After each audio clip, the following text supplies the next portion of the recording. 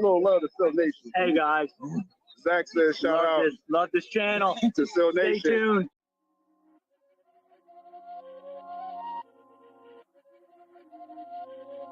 Wake up in the morning, eyes crusty, heavy yawning. My phone keep going off, so I shut off the alarm and then head into the kitchen to get the coffee brewing. French roast with French vanilla, my own French revolution. Next movement is to tune into Coffee Talk with Sil. My girl starts to yap if I tell her she needs to chill. I hear enough of the yapping from all of these goofy shills. Plus I'm trying to be informed of whatever's the latest deal, for real.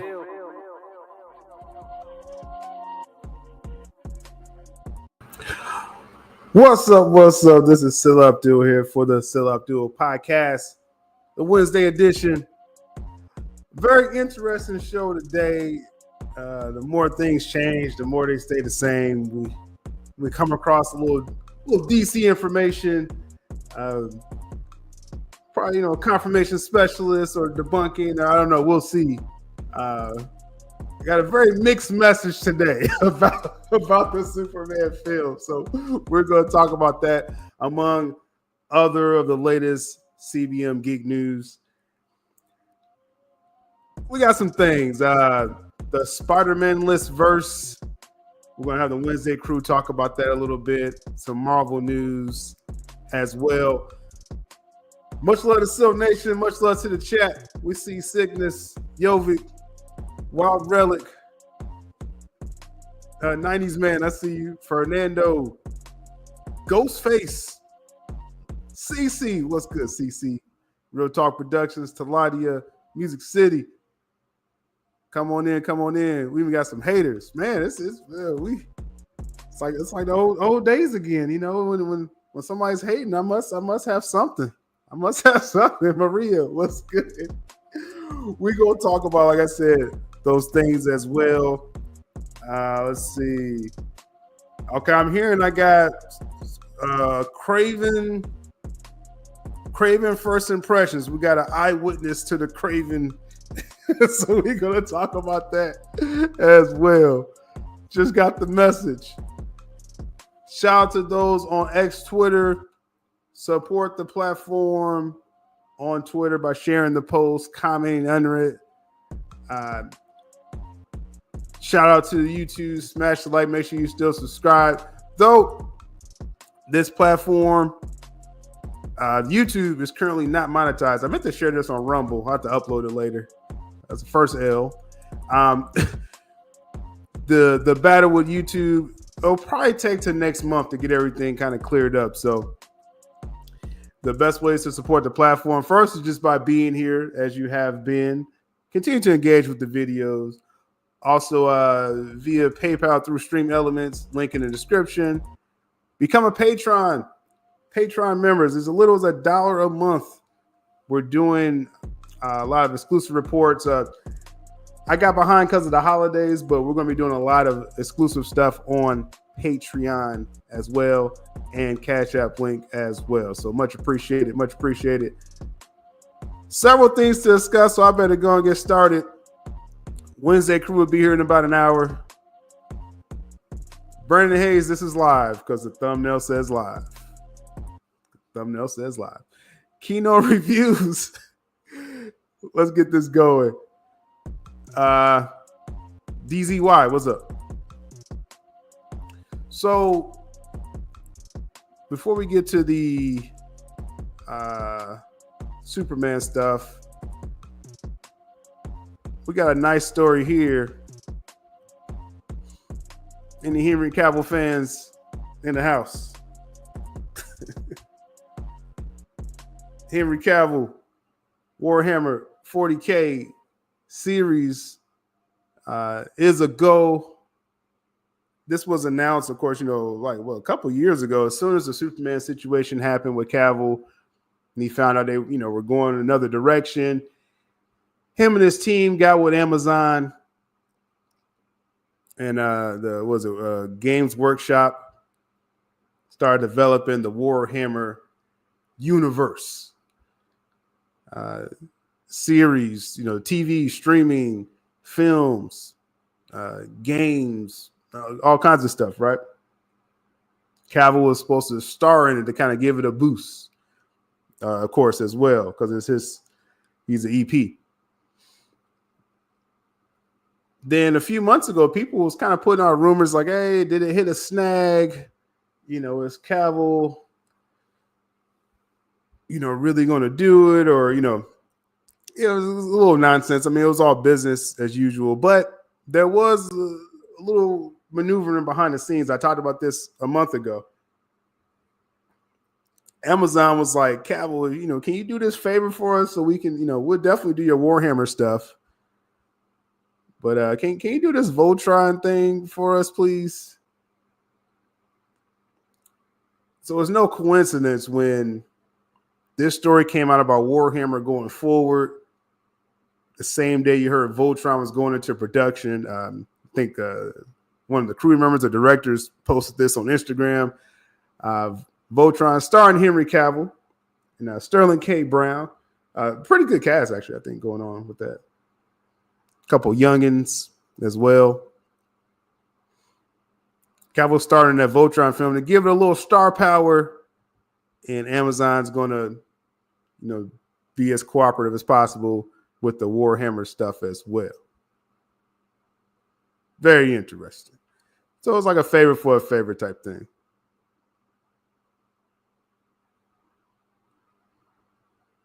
There's some optimism for Warhammer, I see. Peak. I didn't know so much. I mean, I'm of the group where I didn't know too much about Warhammer, just that Cavill got involved. So I was like, oh, let me start looking this up,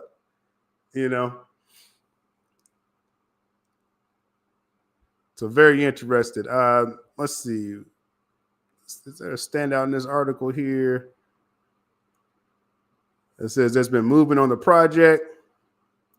The first thing will be a TV series is officially in development. So Cavill will debut the Warhammer series through a Amazon series.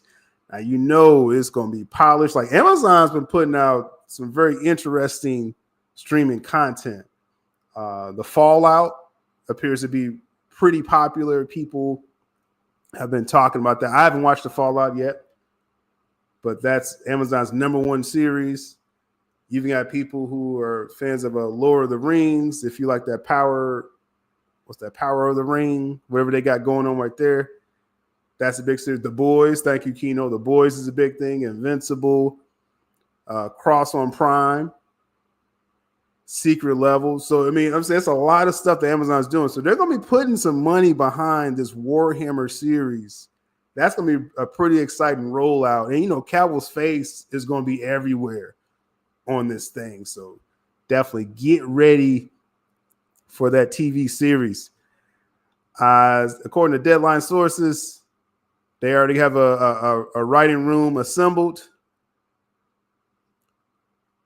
See, no showrunner has been attached to the series, but I mean, Cavill's going to be very involved, handpicking everything. So you may see McQuarrie pop up on something if they do a film, or Cavill's going to, like I said, have a pretty significant role with that.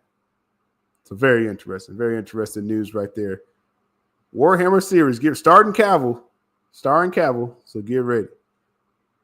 Cavill put a post on Instagram, and he said basically, if y'all not following Cavill on Instagram yet, like he's gonna be dropping a lot of information via IG. Oh, that's the post right there, Cavill. Still can play Superman, but people said he aged out somehow, though. It's like, still looks like Superman to me. Just saying.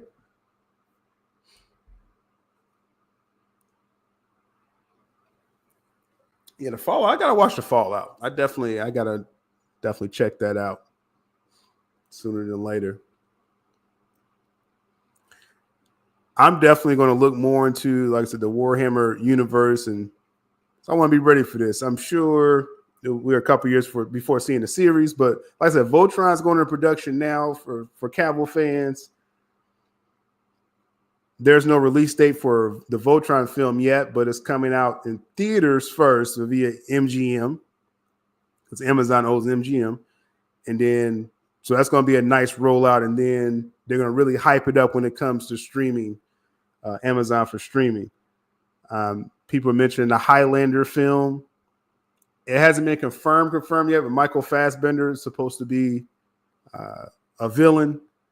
That's just going to be nuts. Cavill versus Fassbender. That's going to be cinema. So we'll see how that comes together as well. So Cavill's doing well, man. Cavill's doing well. So that's good to see. Good to see. So one more thing we want to touch on here. This was a very interesting, I guess, video that was put out here. Let's share this screen here. About a week ago, December 5th, there was a massive push for release the AyerCut. In fact, it was a training event that was set up. Shout out to everyone that was involved. They were talking about, doing this for a couple months. They were talking about doing a training event to bring awareness back to the AyerCut. It seemed like David Ayer, I don't know, was kind of backing down from it at first and things like that. And so a lot of people gave up. I'll just say a lot of people gave up on the AyerCut. We know a couple years ago there was some kind of traction for it. Then DC kept changing hands. But then if you woke up December 5th and this trending event was going on, you saw David Ayer was the main force behind it last week, putting out more exclusive pictures, talking about, hey, I hope y'all see my cut. He started talking about the same day Creature Commandos debuted. Ayer was pushing for release the AyerCut. That's significant because, what was that, 3 years ago, there was a Ayer trending event set up for the release date of James Gunn's The Suicide Squad. And Ayer told those who was, running the event to change the date. Don't do it, let James Gunn have his day. And 3 years later, it was Ayer's day. And Gunn had his day too. And that's what DC is. Everyone can have their lane. That's all this is about. Kudos to those who, again, was pushing the AyerCut message. And it didn't have to be about James Gunn. It's about David Ayer. It's not about canceling anything. Whatever comes out, if it's not successful, it's going to be canceled. You look at the Acolyte. You could be jumping up and screaming up and up and down every day about the Acolyte, but the viewership undid that. Not you crying on social media every day. So I'm just saying, this was pretty interesting. Now, as far as the AyerCut, we see Will Rowlands on the bottom right there of this video. Will Rowlands, I'm pretty cordial with him. Over the last few years, he's been on my channel before, I think a couple times. And he saw the AyerCut, right? Well, that's what makes it pretty significant. He connected with Ayer and actually, because Will Rowlands, he was behind the Release the AyerCut account, right? Got to release the AyerCut. Then separately got Cut Ayer. Shout out to Cut Ayer. That's been a homie for a while. Will Rowlands got to see the cut. So when he speaks about the cut, you probably should pay attention because he actually saw it. And let's see what he was saying here. But what I don't like, and I want to clear this up, apart from the boomery stuff about him, is that I don't like. I watch how people treat people, and I watch how people act, and based on the implication that David was given that his cut will come out, back in that November, we was all kind of told this is like it, around the time when I'd not long seen it. And then all of a sudden it was like, it's not happening. Yeah. It was almost like he gave false promises that he's going to become the new boss. False promises, and all of a sudden, now I've sucked everybody in and no one's going against me. Cut off. This is really what I want to do. A bit like the Prime Minister in England, you know, in the election. We're going to do this to get in power and fuck everyone. You can go to prison if you don't like me. I'll probably join them soon. But the point being, that I thought that was a very immoral, and it's very deceitful and not honest. And someone like David is like I say, he's a nice guy. He's trusting. Just to make sure y'all following what he's saying. Late November 2022. So late 2022, there was a real push of, hey, this cut has a chance to be released. Now, before that, those who have been keeping up with the channel over these years, y'all know the late great Mikey Sutton talked about this early 2022, saying there was traction. They were bringing in the new regime, Mike DeLuca, Pam Abdy, into Warner Brothers, and DeLuca Abdy was actually, running DC for a few months. They moved in July. So you think of the summer of 2022 to the fall, there was real traction for the AyerCut to come out. Now, again, Will has been in contact with Ayer several times. They, DMs and in person, they retweet, quote each other and stuff. So I put credence in what he's saying as far as what Ayer was thinking was the new regime was going to release the AyerCut. And again, that's when a few reports came out via this channel. I think it was other platforms as well, which is interesting. He's not confrontational. He always thinks the best in people, I think. And he hopes for the best in people as well. And I think he never said it. He hasn't said it to me since then, but I can tell it must have really put him back a bit from the back in the day when all the criticism was coming for Suicide Squad, and the positive people are wanting it, and then he was actually, I think it's going to happen. No, and he's been kicked in the gut again. And then you look at the James Gunn would go on and then cancel CW shows and then cancel the Lois and Superman show. And now, is there a real connection with? Because again, he was talking about as far as again Ayer's expectations, and then it becomes kind of opinion after that as far as James Gunn's involvement. So we're going to kind of make that pretty clear here as well. And let's finish what he's saying with this show, and it's all followed back in. It's all my version or no version, I think. And then to publicly tweet that he's going to help David get his cut. It's almost like a politician using people's hopes, but really behind the scene, I've got no intention of these things, and I'm going to do what I want to do, and it's going to be my way. Oh, so again, that's his interpretation as far as what James Gunn did. Now, what James Gunn is actually doing, and I think I reported on this before, and I think there's been other outlets as well. But the point for the AyerCut to come out, yes, it is up to DC.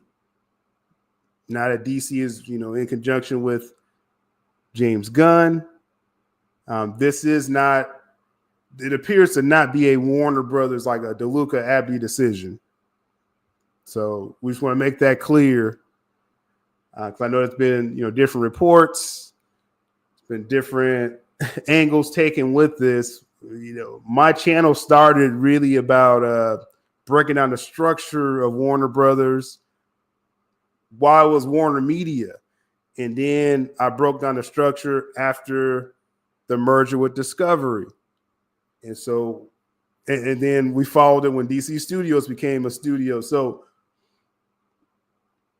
just to make it very clear, no other companies can make decisions off DC. It is, or no other studio. It is under DC Studios. Because I just see, I just see different reports all the time, and I'm just like, okay, like, let's be real about this. So Will Gunn ever release the AyerCut? That's really the question. Now, I've been given an indication of this for the past year that yes, after Gunn gets out his Superman and some other projects, that there is a lane for the AyerCut. And it seemed like David Ayer was under this impression as well, too. Right? And then somehow Ayer kind of lost hope like several months ago, but then now he's like, hey, maybe we have a chance. So I'm going off just my original report that I heard that, after a few projects that the AyerCut can possibly come out then. So we'll see. But as I said in 2022, to keep up the awareness, because there was real traction then, AyerCut 2022 was really a thing. And then they hired James Gunn, Peter Safran, and things changed. Happens all the time. But my message is the same today as it was then. Keep up the awareness for the AyerCut. And just to answer, James Gunn only wants his stuff out there. Well, just like my report said, and I kind of, again, trust who told me. A couple people told me. Gunn sees a lane for the AyerCut, just like Elseworld stuff. So to say that Gunn just wants his stuff, then, why is Reeves coming out? So let's just be clear. There is a lane for the AyerCut, and we're going to keep that awareness up, like I've always been saying. My way, and it's going to be great. That's why I don't like him as a person so much. He might be a nice person. I thought the Guardians of the Galaxy films were really good when they first came out. So, and I did kind of like Brightburn, although that was clearly a Man of Steel, my version of Man of Steel. And that's what. And another thing, it's the sly way that he's go about things. Like, his fans will think that he's the greatest filmmaker, and maybe to some he is, and maybe he's a fantastic filmmaker. What do we really know? He obviously does it good enough to get where he's got. But if you look at, people said Man of Steel come out, people loved it, people slagged it off, people were nasty. Oh, it's the grumpy Superman, the evil Superman. He makes Brightburn, which looks just like Man of Steel, but it's a bad, horrible boy who takes over the world. It's almost like the stereotype of all the negativity. And then comes along with Warner Brothers before he becomes the new boss. He gets to do a Suicide Squad film. What does he name it? The Suicide Squad. Like, forget David. This is the Suicide Squad. Okay, so again, Will has his personal opinion about James Gunn at the end there. I really wanted to talk about the AyerCut part of this, but shout out to Will. If y'all follow him, y'all know how he feels about this. So good comments by him as far as with the David Ayer part. Good stuff. Let's catch up with the comments here, and then we'll get to the Superman talk. So hearing a few things, all different directions with this Superman situation. So we're going to talk about that in just a second here. Let's see what we talking about in the chat here.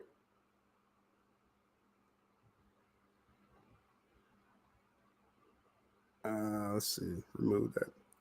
They can release the AyerCut on Max, just like the Snyder Cut. They just don't want to. Well, again, it's true. James Gunn doesn't want the AyerCut out right now. So yeah, let's be clear about that. Yeah, they could have already released this thing. You know what I'm saying? Like, it really is nothing stopping them from doing it, right? But again, I'm leaning on the early report that I had was Gunn wants a few of his projects out first. That's what Gunn wants. And again, it's under the purview of DC and DC Studios. So that is where we're at with that. The fact that Ayer got back active talking about it, though, I think, like I said, we should keep that awareness up for sure.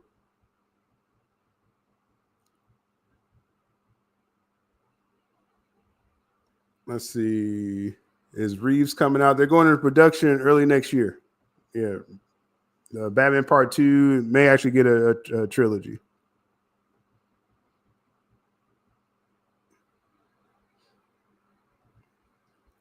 Let's see. I'm hearing Zazov not effing around with his studio.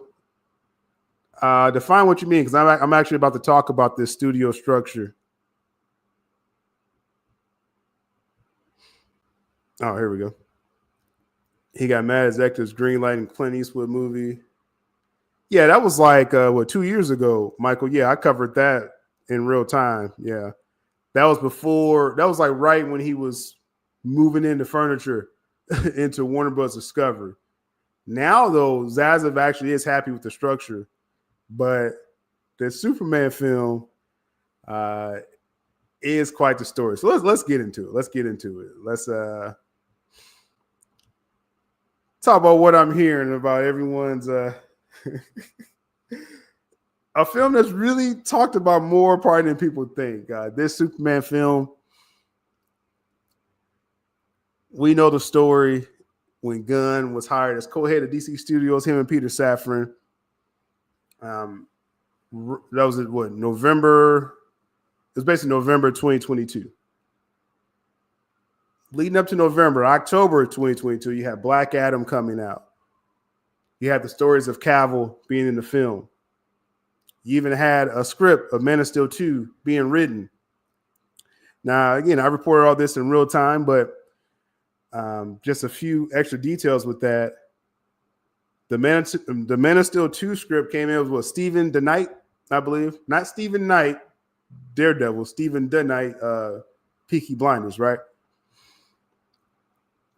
DeLuca and Abdi commissioned Stephen DeKnight to get a script in for Man of Steel 2.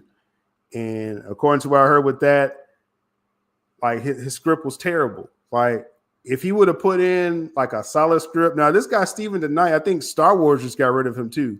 Lucasfilm just got rid of him. If he would have put in like just something worthy as far as in their eyes to highlight Henry Cavill Superman, we probably still could have got that film just like we got the Joker film or something of that nature. But it was a bad script. DeLuca and Abdi was kind of sitting there holding just a bad script, and it was no other option but just to go ahead and turn things over to James Gunn. So Stephen Knight. Oh, so Knight. Okay. So I think y'all get what I'm saying, right? Are we Stephen Knight, Peaky Blinders? So y'all know who I'm talking about. He put in a bad script. Yeah, he put in a bad script. So unfortunately, that did not help. Now, as far as what W. Mir saying the script was bad, no, that's not coming from Gunn's camp. DeLuca and Abdi was sitting there holding a bad script, and they had nothing. They weren't going to send him back and write another one. It was like, okay, let's just go with the plan B. So, no, that's not coming from Gunn's camp. So, just to make that clear.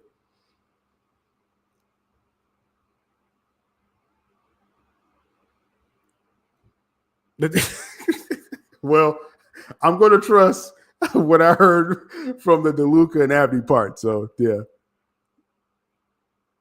Yeah, you can take that for what you will with that. But and so we get to that point. So now it's James Gunn doing the film. And since then, it's been a lot riding on this film, right? A lot being talked about this film. So I got a few mixed messages about it. So let's talk about it. Some people were quoting that, Warner Brothers is so worried about it, and it's pins and needles, and everything for the film. Hey, W. Mirror, hey, I already know how you feel about this, man. Like sometimes, like if people leave comments under my videos or they say something, I'm real big on the source of the information. Like, that's how I started my channel. I was sourcing everything back as far as whatever I was hearing And that's how I found, Mikey Sutton's camp, because I was sourcing everything back. And so when reports come out and y'all comment, hey, I heard this, I was actually, where'd you hear this from? Because I try to source everything. Like, even when I give y'all information, now if it's from like one of my sources, like the George Clooney thing or the Ben Affleck and things like that, of course, I'm not going to give you the name of the sourcing with that, but I think their track record speaks for themselves at this point. But in most cases, it's good to know where the story's coming from. Now, I'm saying this because a lot of people was like, we're here. I heard somewhere Warner Brothers is really, worried about the film and things like that.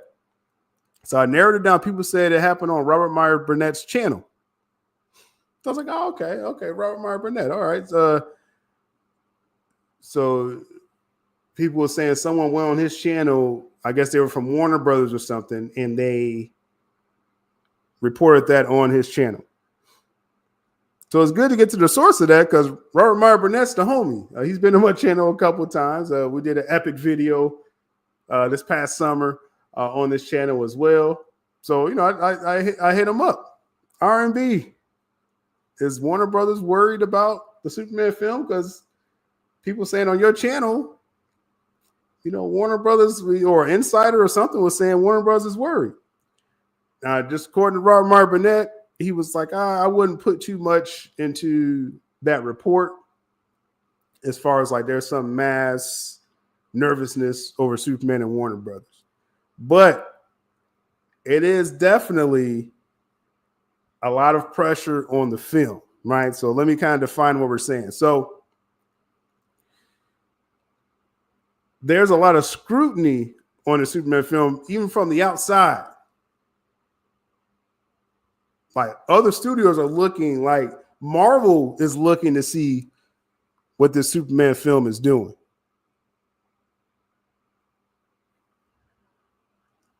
Now, that's kind of odd, right? Like, you don't see this type of pressure on, Captain America, Brave New World, Fantastic Four. Like, the fate of CBMs is not riding on any of these Marvel films, but Marvel's looking at this Superman film. Interesting angle there.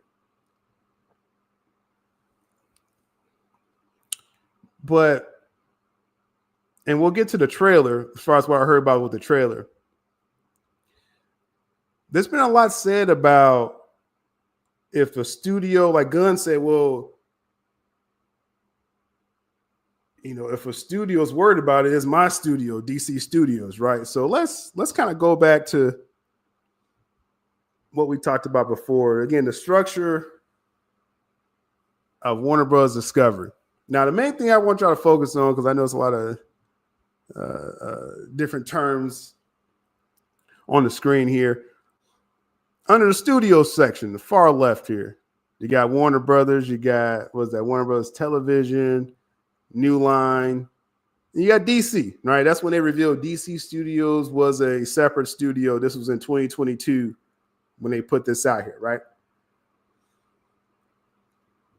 So DC, yes, is a separate studio. Like James Gunn plays a lot of semantics. I think y'all realize this, right? I think y'all realize he says like things that, yeah, it's true in general, but then it's not the whole story, right? James Gunn, he's kind of mastered this over the years. So technically, as DC Studios is a separate studio. But when you look on the far right of just the revenues, just look at the top right with the revenues.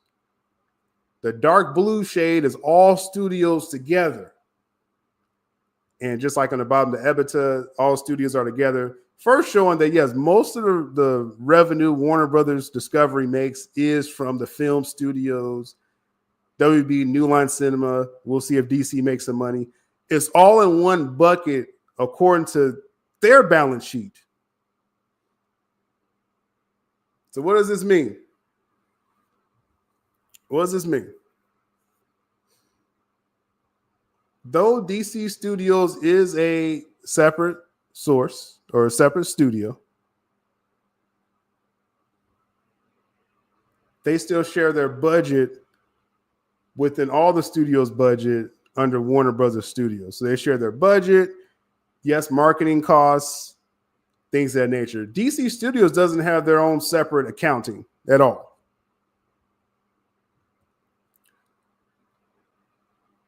So James Gunn, though he's not answering to Warner Brothers, he is answering directly to Zaslav.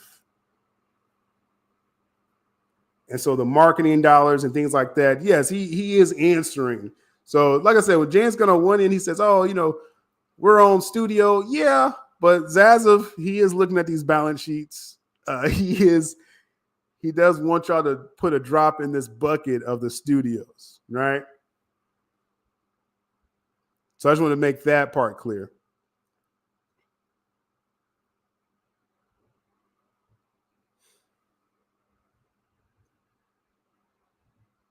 Shout out to Cozy Gaming Room. Something to the channel. Welcome to Syl Nation. We got the Wednesday show every week. We'll have some pop-up streams after the holidays here. We talked the latest in CBM Geek News. We also celebrate Zack Snyder, Snyderverse Works as well, too.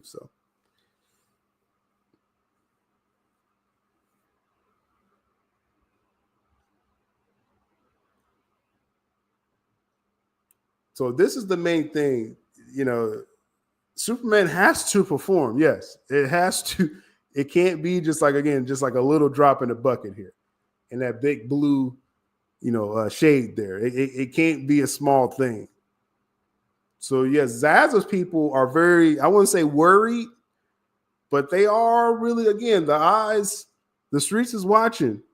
Everybody's watching how this does. So that gets to the trailer situation here.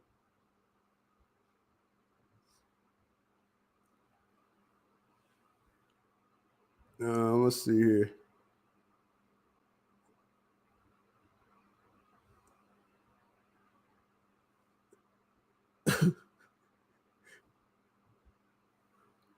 So there was talks that, you know, Gunn, he recut and cut and, you know, he wants to make this trailer best as possible. I did hear from some people that actually saw a cut of the trailer. And actually, before I get to the trailer part, hold on, let me go back. There were screenings for the Superman film. Now, it was very close screenings. Like, this wasn't like the normal screenings. Usually I get information from screenings like immediately. You know, I just hear about if there was several screenings. Gunn really tied this screening down. There was some feedback. Then all of a sudden, Gunn saying he's doing pickup shots, right? That was according to the screening feedback. I don't know. I didn't hear as far as, you know, is it, you know, was it good? Was it whatever? I don't know. I don't know the structure of the film yet. I'm sure that will leak out sooner than later. But as far as with the trailer, there's a few people I know that did see the trailer. The main thing they want to get across is Gunn's intent to highlight David Cornsweet. Let's see the screen. Now, don't you remember? It's because Gunn did like a pretty closed screening. So just letting you know, he didn't let a lot of people in the screen. It was probably just his inner circle. And so he took that feedback. Now, you know, hopefully he doesn't have a bunch of yes men around him. But he took that feedback and then decided to do the pickup shots. So just to be clear, again, I'm just telling you, you know, what I know about the situation. All right. So Gunn knows that his chance to sell David Cornsweet to the general audience and maybe to some DC fans that's not really a fan of him, he knows his one chance to do that is, or his main chance to do that is with this trailer.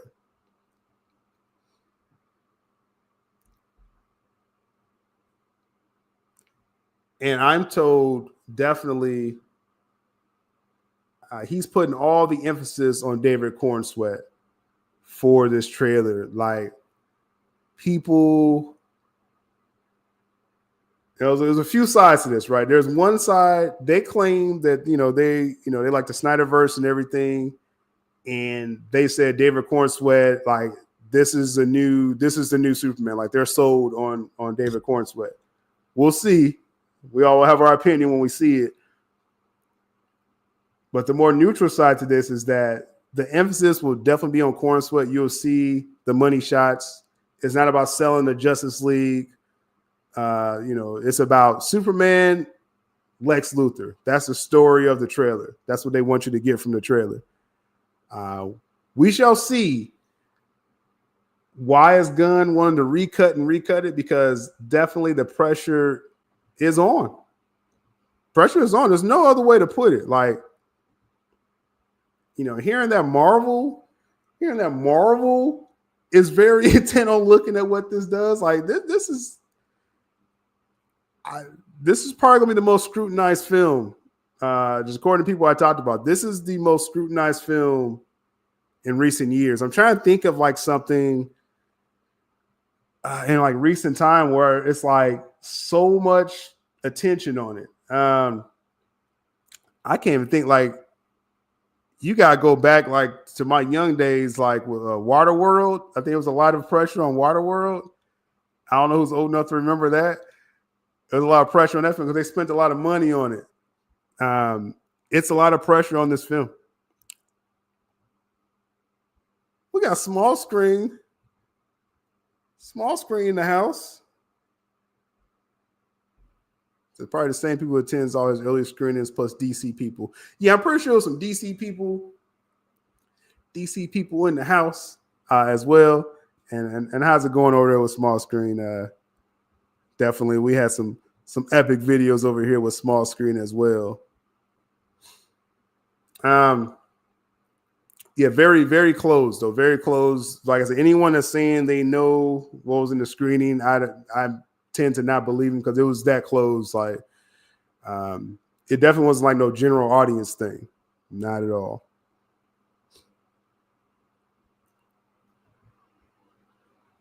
If it went positive, there'll be news about it.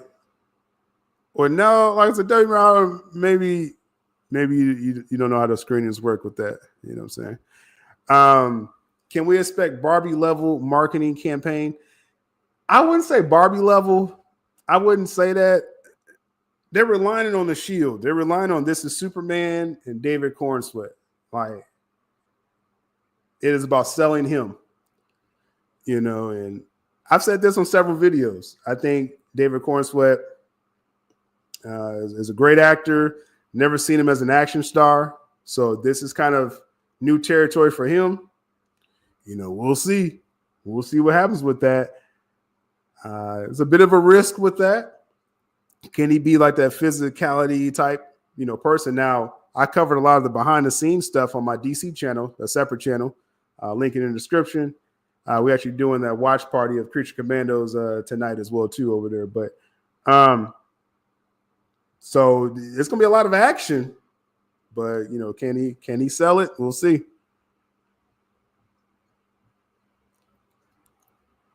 The rumor says the trailer will be terrible. Let's see, Bayona, what are we saying here, man? You put a whole list in the chat. What we got here? Let me go back here.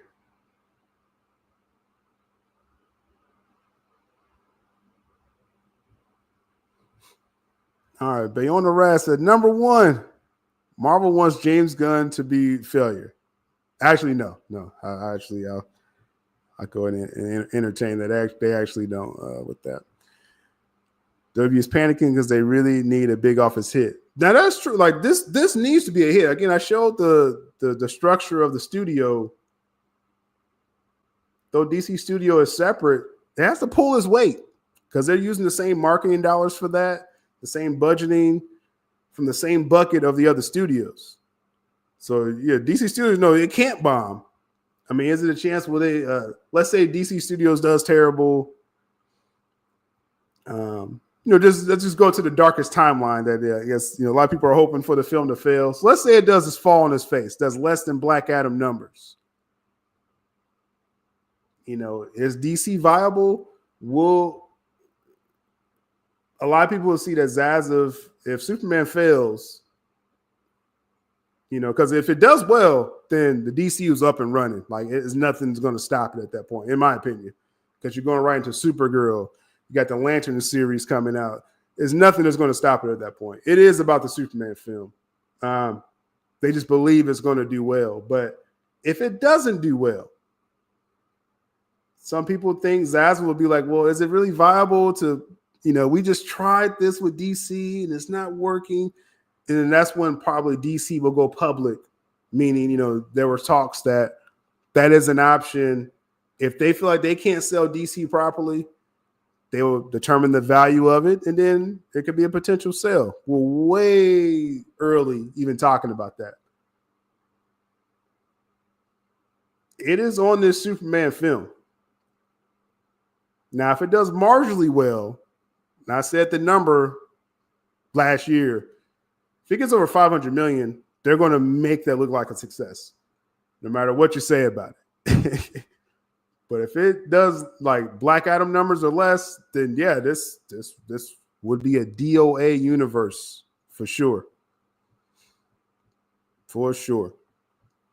Because again, it's about this structure. Though DC Studios is a separate studio, it has to pull its weight amongst the other studios. There's no doubt about that. Let's see.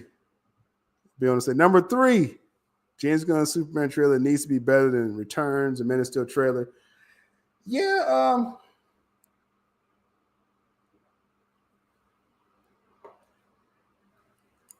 I mean, if the general audience, if you're not on board with Corn Sweat from that first trailer, then yeah, I think it's going to affect the film for sure. I know Gunn was putting doubt. Is it coming out this month? Who knows? Gunn changes his mind on stuff like seriously. So maybe the trailer was supposed to come out, and then we heard of them recutting the trailer and stuff like that. A lot of people are expecting it this month. If not this month, definitely Super Bowl. Has to be out there for Super Bowl. Let's see. Bayonne, I'm trying to get your whole list here. Let's see. Okay, number 4. James Gunn is pissed off Henry Cavill fans, Superman and Lois fans. So as far as what I heard with that,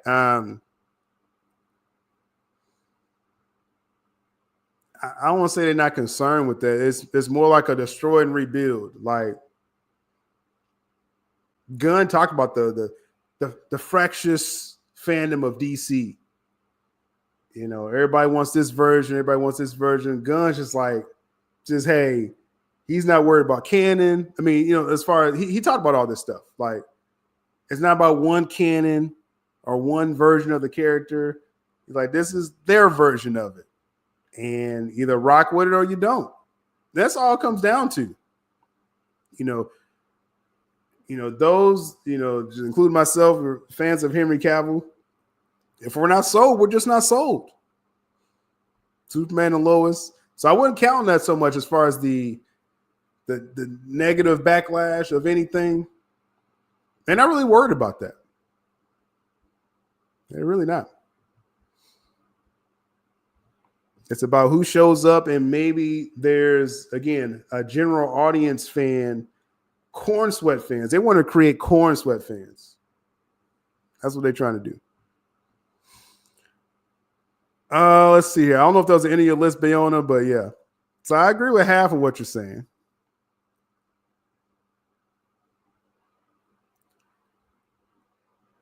Let's see. Let's jump back here.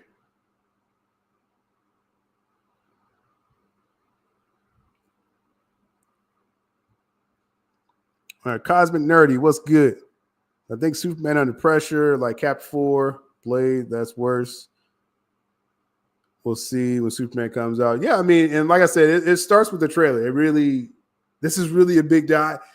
I don't know how this turned into such a big event like this. Like, even Matt Reeves' The Batman didn't get this much just scrutiny, like just everyone's watching. It's kind of become its own phenomenon, and either it's going to, sink or swim.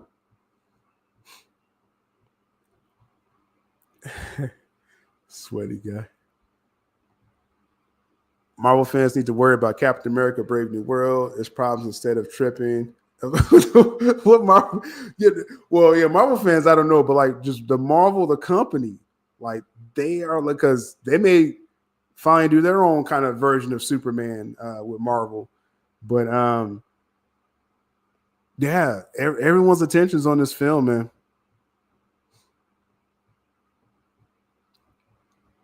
Creature Commandos is tomorrow, but it's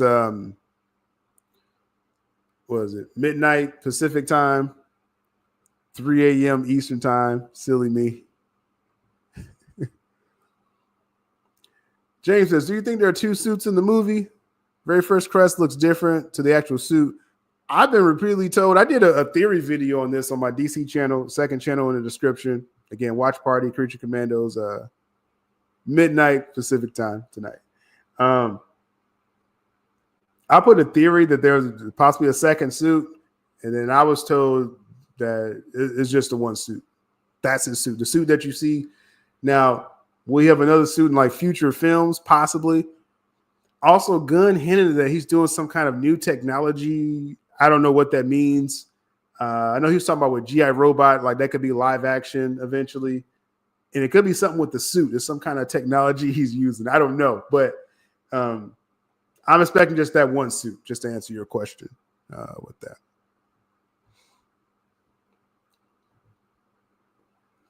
Cosmic Nerdy.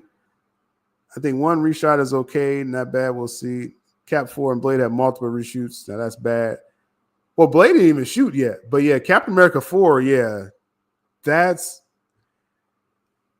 the best way I can say with Cap 4. Like, if you like the Falcon and Winter Soldier series, I think you'll really like the film.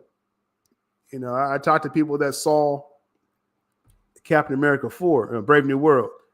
And again, mixed reactions. Those that's not really familiar with it, with the series, maybe Harrison Ford will be a draw for them. But if you weren't a fan of Falcon and Winter Soldier or Sam Wilson in general, you're not, if you don't like Anthony Mackie, you're not going to like this film, But if you found some enjoyment of that series, then yeah, this is like the continuation of that story. And the stakes don't get that big. I don't want to like spoil anything with the film, but I mean, it's, Red Hawk's in the film, the leaders in the film, but the stakes don't really get like Avengers level, which I mean, it's not supposed to, but still, it feels like a smaller movie than what they're spending on it. They spent about $400 million redoing the film and things like that, like shooting and reshooting. And this film is not that big of a story to spend $400 million. An Avengers film, yeah, if you had to reshoot the Avengers film, even this Superman film, they want this to be a big launch. Then, the story is bigger. Captain America 4 is just not a big story. It's probably the best thing I can say about it, according to, again, what I heard about it. Let's see. Let's catch up. What y'all saying in the chat here. So just the main thing with the Superman thing, according to, again, those pointing to the Robert Meyer Burnett channel saying Warner Bros. Thinks there's trouble with the film. Robert Meyer Burnett says, no, I don't read too much into that. So that's just what he said. I'm going to, just lean on what he's saying. But as far as what I heard, there's optimism, but this needs to be a hit. Like this can't be, like a softball film. Like it has to be successful. There's a lot of pressure on it. And like I said, early reports of the trailer it's Corn Sweat centric. It's selling him. Either it sells you there or you probably won't get sold on Corn Sweat. But a few people, they were pretty convinced of him from the trailer, so we'll see. We gotta see the stuff for ourselves, y'all, right? That's what it comes down to. Keno says it needs 628 million to be a good minimum. I don't expect $1 billion, but man, just it's a lot of attention on this film, man. A lot of attention.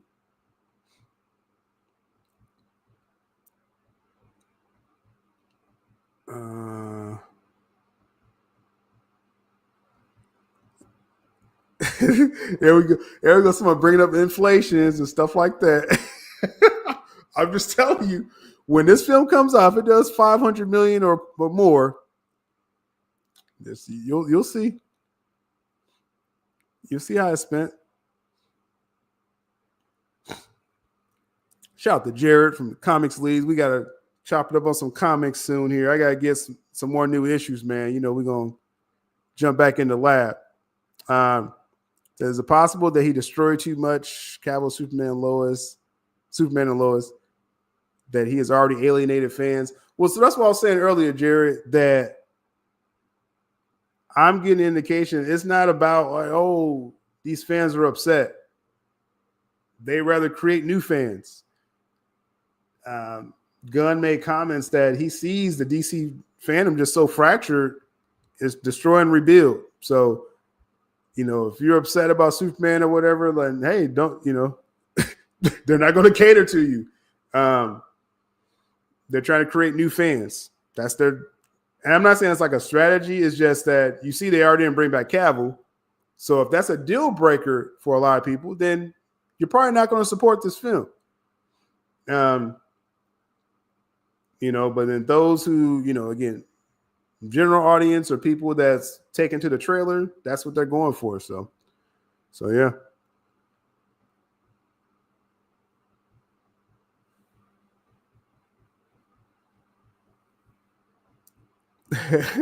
It's not a phenomenon.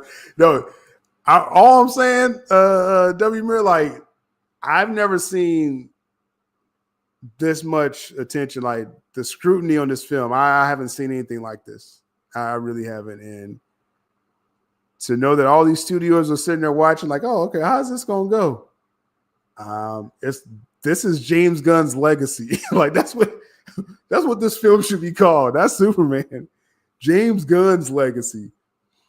Because everything's riding on this film. It's insane. Because Guardians 3, that didn't determine James Gunn's legacy. It was just another Guardians film. It actually is a good film. It did great in the box office. No one expected it to do as well. It did nearly 900 million, I believe. But his legacy wasn't riding on that film. It was just closing out the story. Like, this film is going to determine the overall perception of the DCU. James Gunn as a director. Like, if this film does kind of like mid-level, you know, Gunn may kind of chill out for a few years as far as directing. He still push out the other stuff. But this is going to be, yeah, it's going to determine a lot.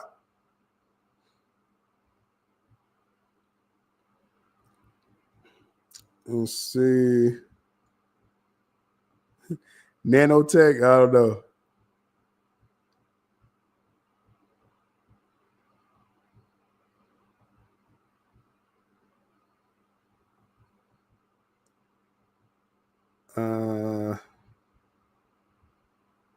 Harvey's a studio shield. Hey, Robert Burnett, he obviously has ties to Warner Brothers.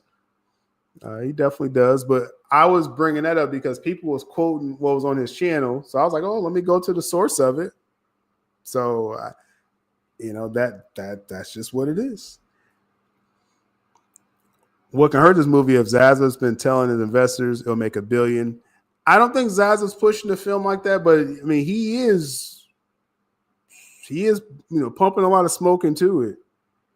And all indications that he remains positive about the film. Pressure is on James Gunn for sure. It is, to make it clear with the trailer stuff, it is up to the DC studios to cut and recut the trailer. Yes, that's not a Warner Brothers job. That's not Zaza's job. That is up to Gunn to make this the best trailer possible. And again, there's a bucket of marketing money that they're using, like all the other studios. So yeah, they have to make this count. They definitely have to make it count.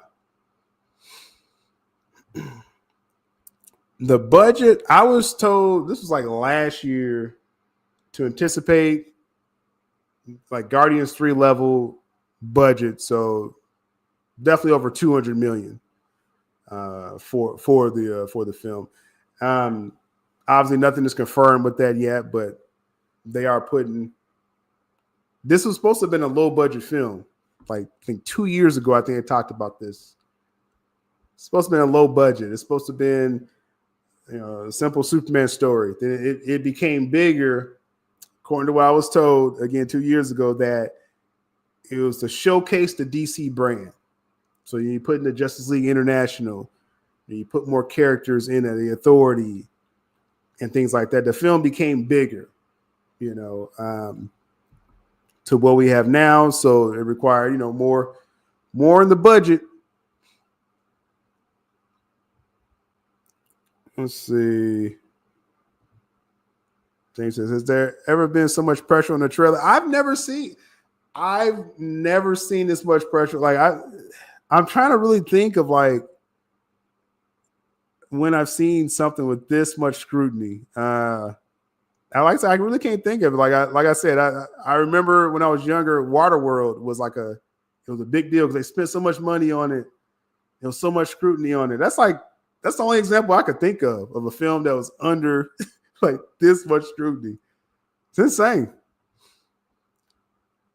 So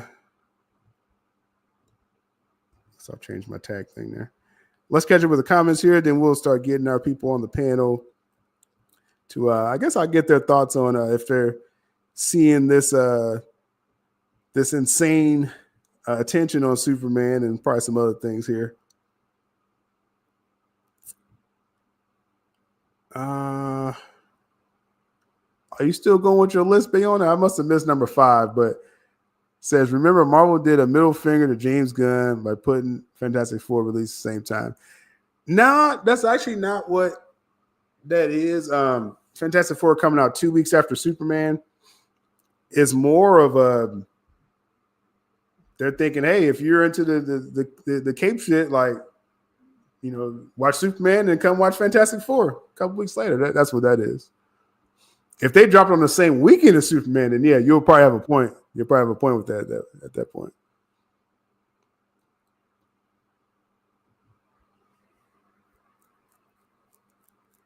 Well, let's see. Let's get did I catch up with the comments? Okay, I caught up with the comments. Okay.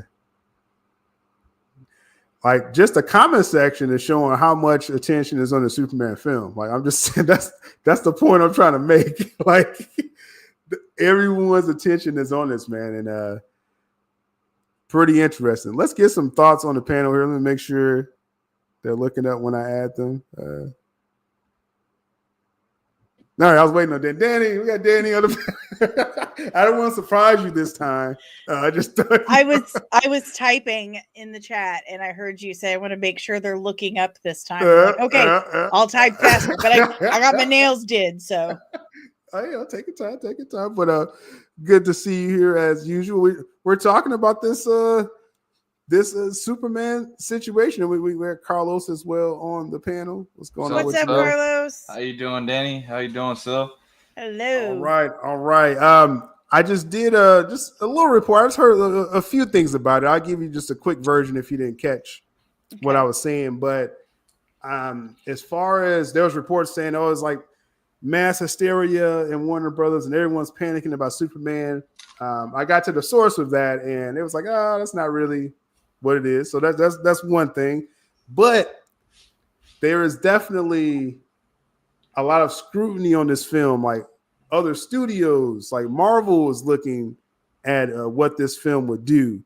And it's really unprecedented. I'm trying to think, and I don't know, have y'all kind of seen just people's, I'll start with you, Danny, just it's a lot of talk about this film. For a film that first a lot of people said maybe they're not worried about it, but a lot of people talking about it. I think anything you hear about, Warner Brothers is panicking, it's a bunch of crap. It really is. It's just because it's James Gunn and it's a new new universe they're building, you're gonna have that on big jobs like this. You're gonna have that, and of course, Marvel is looking at it because Marvel lowered their standards for so long and lowered the quality of their content for so long that for the first time in history, it's like Marvel and DC are on almost even footing at the box office. So they're watching this, they're watching Superman very closely, and that is a good thing because it's going to breed competition. It's going to make them raise the bar in their own content to compete with Superman and DC and vice versa.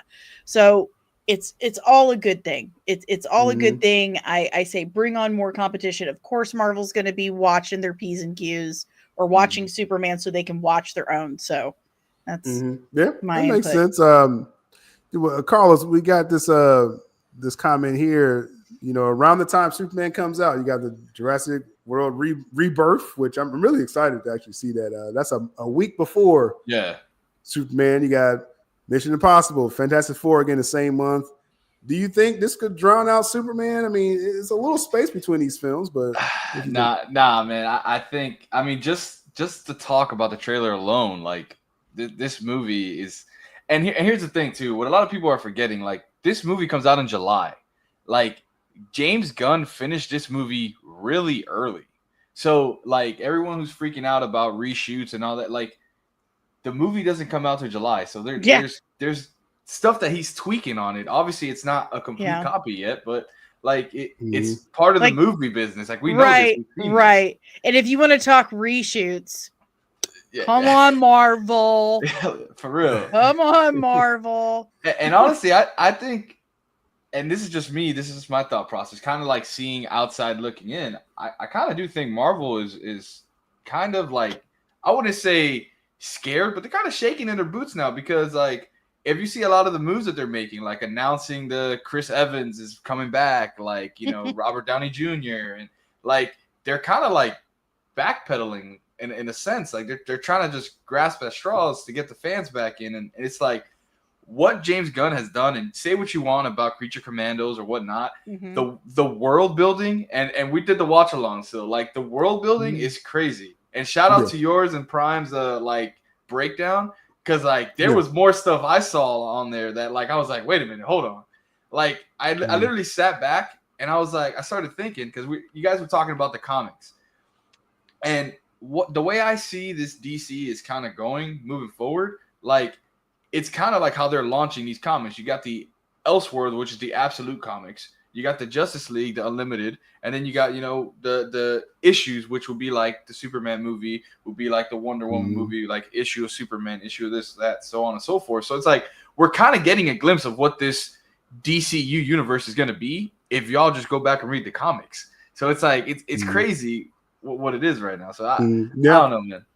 Yeah, it's an interesting launch, and I think how Gunn was saying the Creature Commandos is like the soft launch, but you know, the big launch is Superman. And like I said, I that's why I wanted to ask Danny, like, have you seen a film like so scrutinized like this?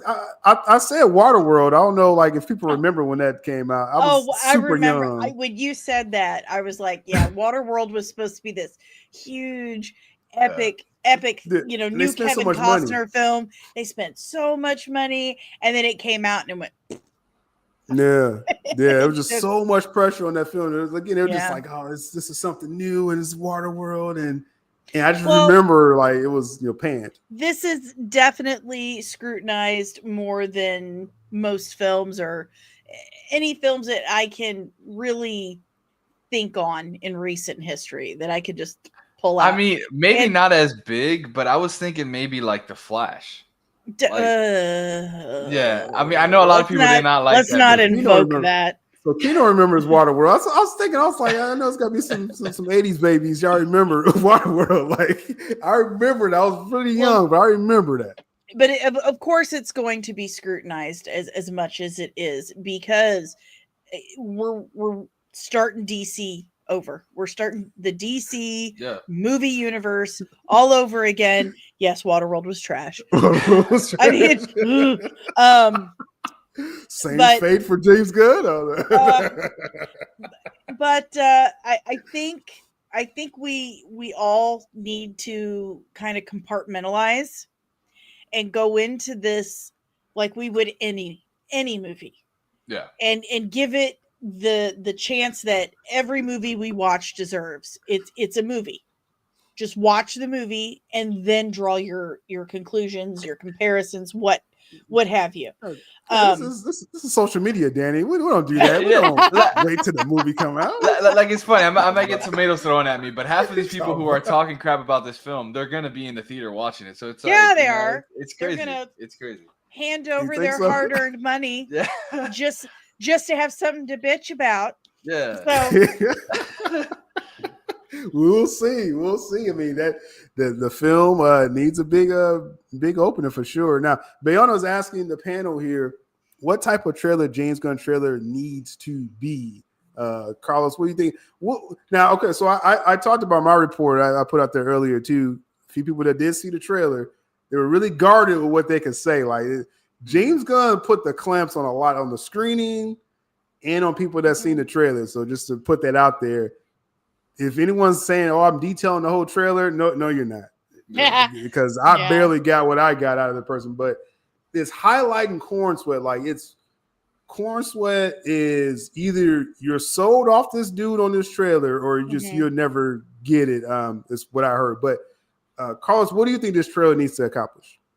Well, honestly, I think that you hit it on the money there. I mean, like honestly, like this is the first time we're gonna see him in movement. We've seen like the stills, we've seen the behind the scenes stuff, but we've never seen like him actually, in the finished product. So I think honestly, we're gonna get a close up. Maybe we're gonna get some like dashes of Superman flying around, and then that one drop shot, boom, and you see the full on, him walking through with the movement and stuff. But yeah, this is like it's like you're saying, like it has to highlight corn sweat. Like we haven't seen him officially yet, So yeah, what do you think, Danny? it needs to blow us away. Cal is absolutely right. It needs to ooh and ah us. It needs to absolutely dazzle the out of our brains. It needs to really grab our attention. It definitely needs to highlight everything James Gunn has been saying about corn sweat as Superman. Everything. And Nicholas Hoult. That's your big gun. Nicholas Hoult is a phenomenal actor. He's a very accomplished actor. I am more excited than anything to see Nicholas Hoult as Lex Luthor in this film.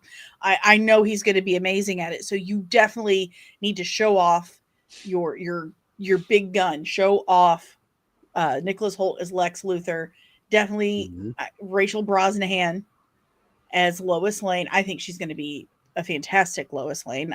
She's a good actress, but more than anything, it really needs to give us a visual representation of everything Gunn has been saying. He needs to be able to prove his words with that trailer. Yeah, pretty much. I mean, it's a lot of pressure, man. Like I said, now let's see. There's mixed feelings about it. Obviously, again, as you see in the comment sections, a lot of people have different opinions. And on the panel, I know we got Jules here. We have a different what's up, guys? opinion here. My Like I haven't been on for Jules! months. Yeah, you Welcome back, took like a Danny. month off. Welcome back to you too. Hey, we already did that last week. No, you wasn't here, Jules. No, we already did that. But so Jules, I wore my kimono and everything. But Jules, we've been talking about the different scrutiny. The Superman film, there's a lot of pressure, I should say, on the Superman film. I talked about what I heard as far as it's not sounding like Warner Bros. Really is panicking, but they are like, oh, we can't miss with this. And according to what I heard, the trailer wants to sell you, Jules. They want to sell you corn sweat. Like they want you to like fall in love with him at first sight on the trailer. Is this swaying you at all, Jules? Are you still kind of wait and see? No, go. I mean, everybody already fell in love with Henry Cavill. Like, that's still what people talk about online. Like, you just can't say Superman movie without the people thinking about Henry, unfortunately, Right. however people think about the Gunverse or whatever. Corin Sweat was great, and, you know, he has a good filmography so far in his young career. I'm sure he'll do good in the role. But, you know, people are in love with a particular actor in the role. It hasn't been that long. The guy can still play it. And I think that's just going to, you know, weigh heavy on the entire film.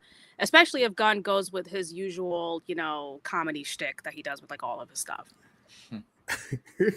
The comedy ain't gonna sell you, right? If you know, if it's a wrong tone, basically. That's the I mean, question right there, and right? I've actually liked some of Gunn's work. We got Speedy down here. I just don't think this is... What up? Hey, What's Speedy. going on, everybody? Speedy. The family's going on? back together again. This is now the Wednesday crew. Hey, finally. But, Speedy, there's been a lot of talk about this Superman. I just did my report as far as the reports of mass panic by Warner Brothers that appears to be not true, according to the source of that. But they are again like, hey, like we can't mess this up. And then the trailer is trying to really sell Corn Sweat, according to what I heard.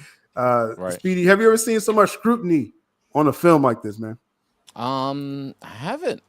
I do. I remember you talked about earlier. What was the one with the older movie that you had talked about? Waterworld. Yeah, I remember that. I remember hearing a little, you know, like, oh dang, they spent a lot of money on this. Will this movie be good? You know, I remember that when I was younger. But other than that, other than me, you know, maybe an Avengers movie here and there, you know, that's about it. You know. Yeah, it's like I said, definitely. It's it has a lot of shoes to fill, like, you know, like the whole Cavill situation, and then Gunn overall. You know, it's gonna be some people, they're not sold on what anything James Gunn could do. But as far as what I heard, it's not about really, I guess, converting DC fans. It's about really creating new fans, right? So I mean, that'd be a gamble, probably. That'd definitely be What have all of us been saying for the last year?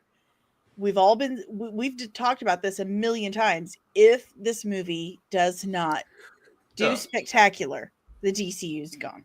Yeah. It's 100%. It's gonna kill it. So all the Gunn haters, just hold on. Just hold on. You may get your wish. Just don't go see it at the movie theater if that's your goal.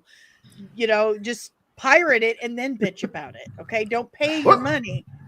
for sure that'll work. Don't hate And watch. This is a big one. Do not hate Oh, watch. Yeah, that's true. Yeah, And don't I want to hate make watch it. You don't I want to make it support very clear when people, the same people that was telling me, "Hey, I'm hearing Warner Brothers is panicking behind the scenes." I want to remind you, I went to the source of what y'all were saying, and they debunked what you were saying. So take that for what you will.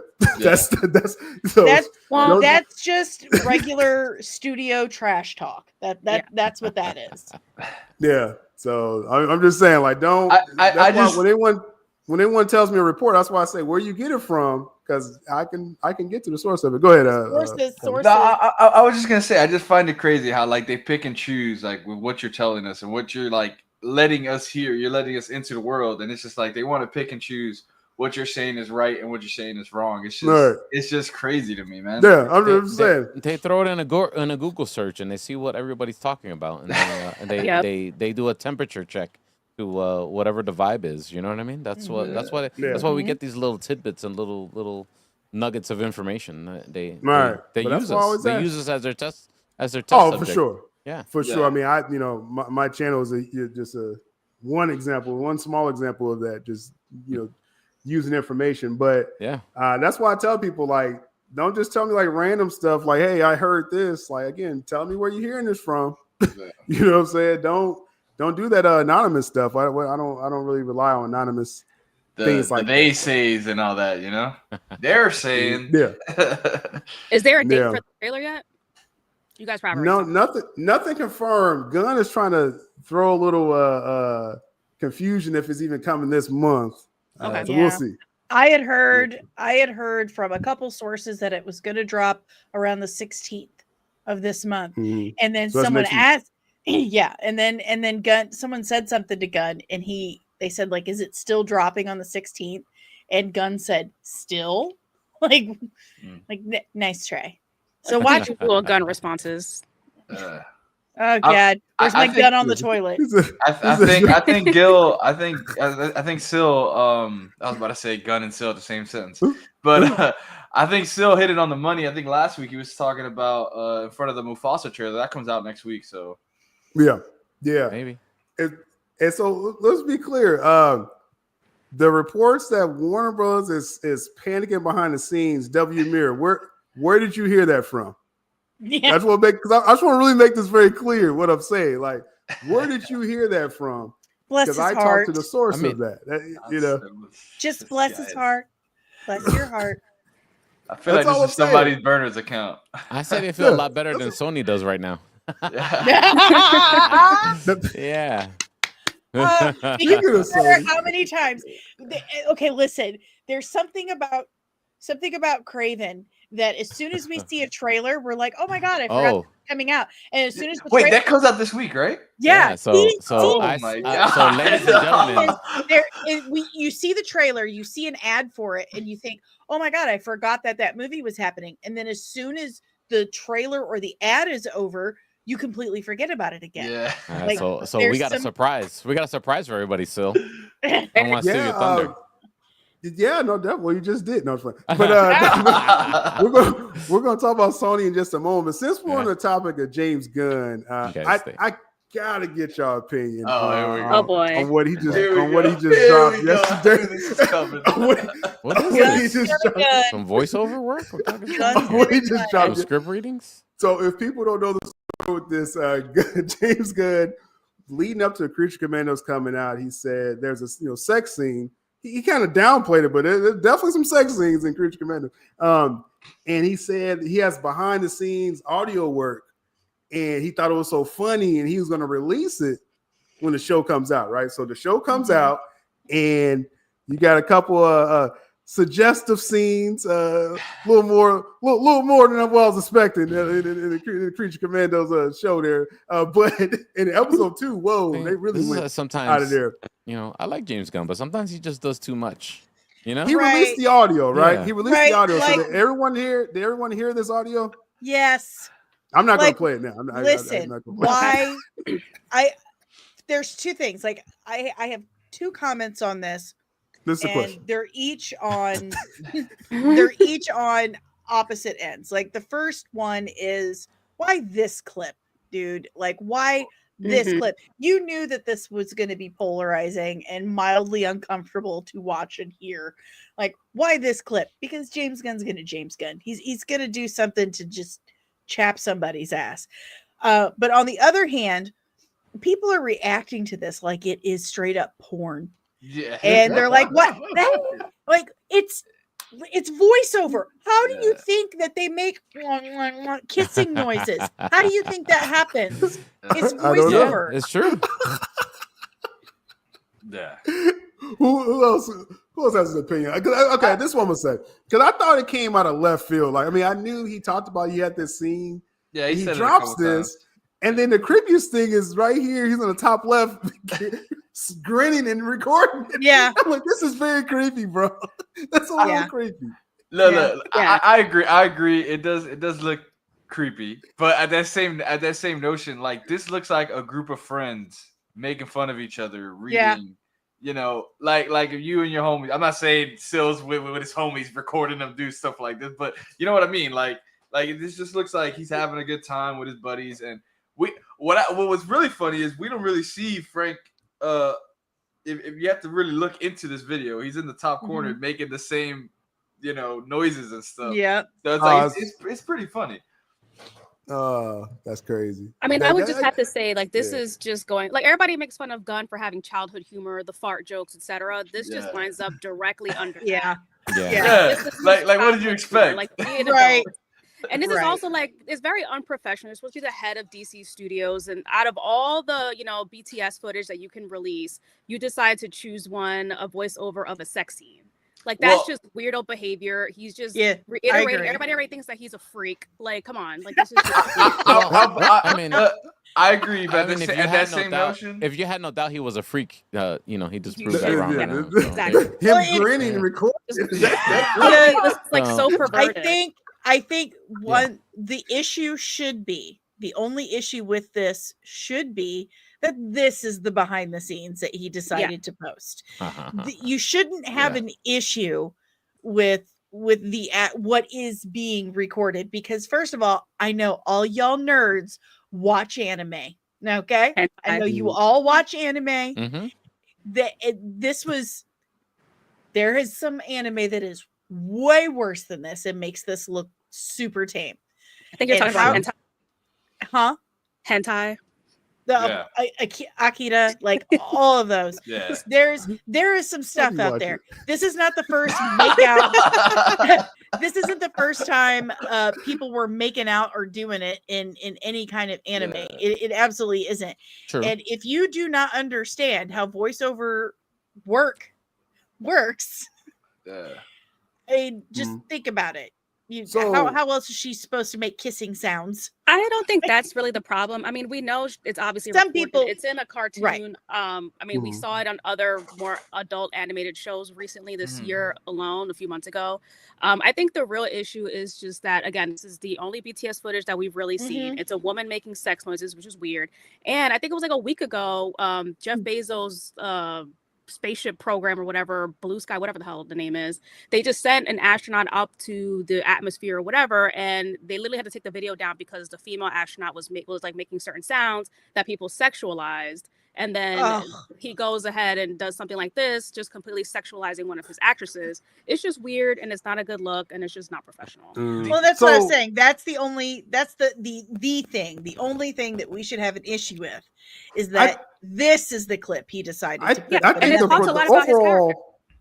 I think the overall, probably like you just said, Jules, I think the problem is it's James Gunn that posted this. Yeah. I think that's the problem. I think that's the issue. Like, Yeah. because like a mature animated series, like Music City Soul saying here, we know, yeah. I was surprised though. Me and Carlos was doing a live watch party, and we was like, whoa, wait a minute, Gunn, what are you doing, bro? Like that was a little out of control. But then to come back and be like, oh, look, I'm recording her. It's James Gunn. I don't think it's the mature nature, because people that's freaking out on that, I'm sorry, I'm gonna call BS that y'all worried about mature settings in DC. Wow. Yeah. I think I'm not worried about the Gunn- setting at all. I think I'm not worried James about Gunn is a problem for some people. Yeah. I'm not worried about the mature nature of the post. I just think it's just distasteful to the actress, Like, Yes, she didn't want exactly. that being shared. Who knows? No, I she don't shared it. understand what the joke was. Yeah, She yeah. posted it on hers too. Yeah. So if she's in on the joke, then She's fine. proud. Yeah. There you go.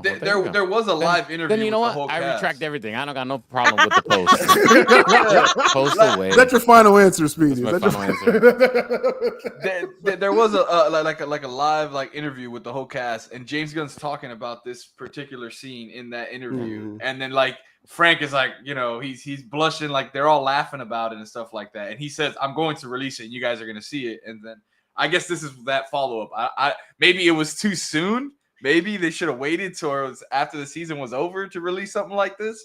But I mean, it's still creepy. It's still, but Yeah, like what's leave the it- gag here? Like what's Leave the it in like for the physical copies. Like if someone buys a physical copy, leave the behind the scenes amongst other behind the scenes booth work. Yeah. Yeah. I'm So, over like it. said, I think it's a non-starter. Yeah, as long as she's okay with it, and Yeah. he made it clear that she was, and I'm really not too worried about it. to be Hey quite man, honest. she's the one who set up Rudy Giuliani. Really? That is Yeah, random. that Yeah, is it's her. very- very random. She's okay with this.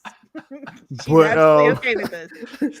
But I just think, like I said, yeah, I think honestly, I do think that's going to blow over. I just think Gunn is writing character right here. I can't unsee him grinning and videotaping that. That's just very weird. He's forever That's a the very little weird boy. That's picture. just who Gunn is. Listen, not Yeah. everyone from St. Louis is like that. I just want to point that out.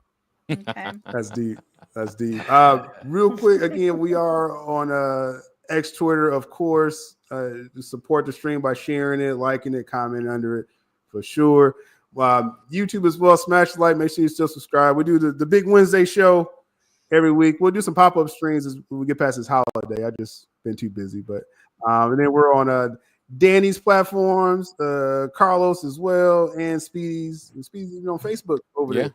Yes, and follow Jules just for baseball. That's all Jules talks about on Twitter, just baseball. It's the season. Nothing else, just baseball. You mad with the Mets too, Jules? Or what? It's the nature of the game. I never liked the Mets anyway, so it just gives another reason to boo them. Okay, all right. If you talked to her 48 hours ago, like, oh man, that's kind of how we feel about the Kansas City Royals here. You can't blame the man. He had a $5 million come up. Right. I mean, no, it was way more than $5 million. At the end of the contract, it probably make north of $805 million, which is way more than like $40 million. Yeah, it's a crazy contract. Yeah, I'd sign. Right Plus away. a signing bonus, allegedly, it's probably worth over $900 million once it's all said and done. Good Lord. Oh wow. Yeah, that's crazy. a lot going on there. And who's gonna say no to that? Oh yeah, you're gonna take the money. Shout out to those over there on Rumble. We are streaming this over on Rumble as well, and good time to plug Friday evenings, Eastern Standard Time. Me and Jules got a new show covering. This is like a TMZ type show or current news. We're going way out there. Yeah, it's gonna be weird. A blend. That's a nice. Get ready to get weird. It's gonna be weird. It's going to be some weird stuff. But it's a big branch off, but it's gonna be really fun though. Covering like current news and stuff and laughing at certain music artists and stuff. So say, nothing's off the table and no one is safe. Yeah, like not even me. Like I don't think I'm safe on my own show. So we'll see what happens now. One thing that's not safe is the Sony universe is over the Spider-Man-less-Verse, according to reports after this Craven film that none of y'all are going to watch. The Craven film.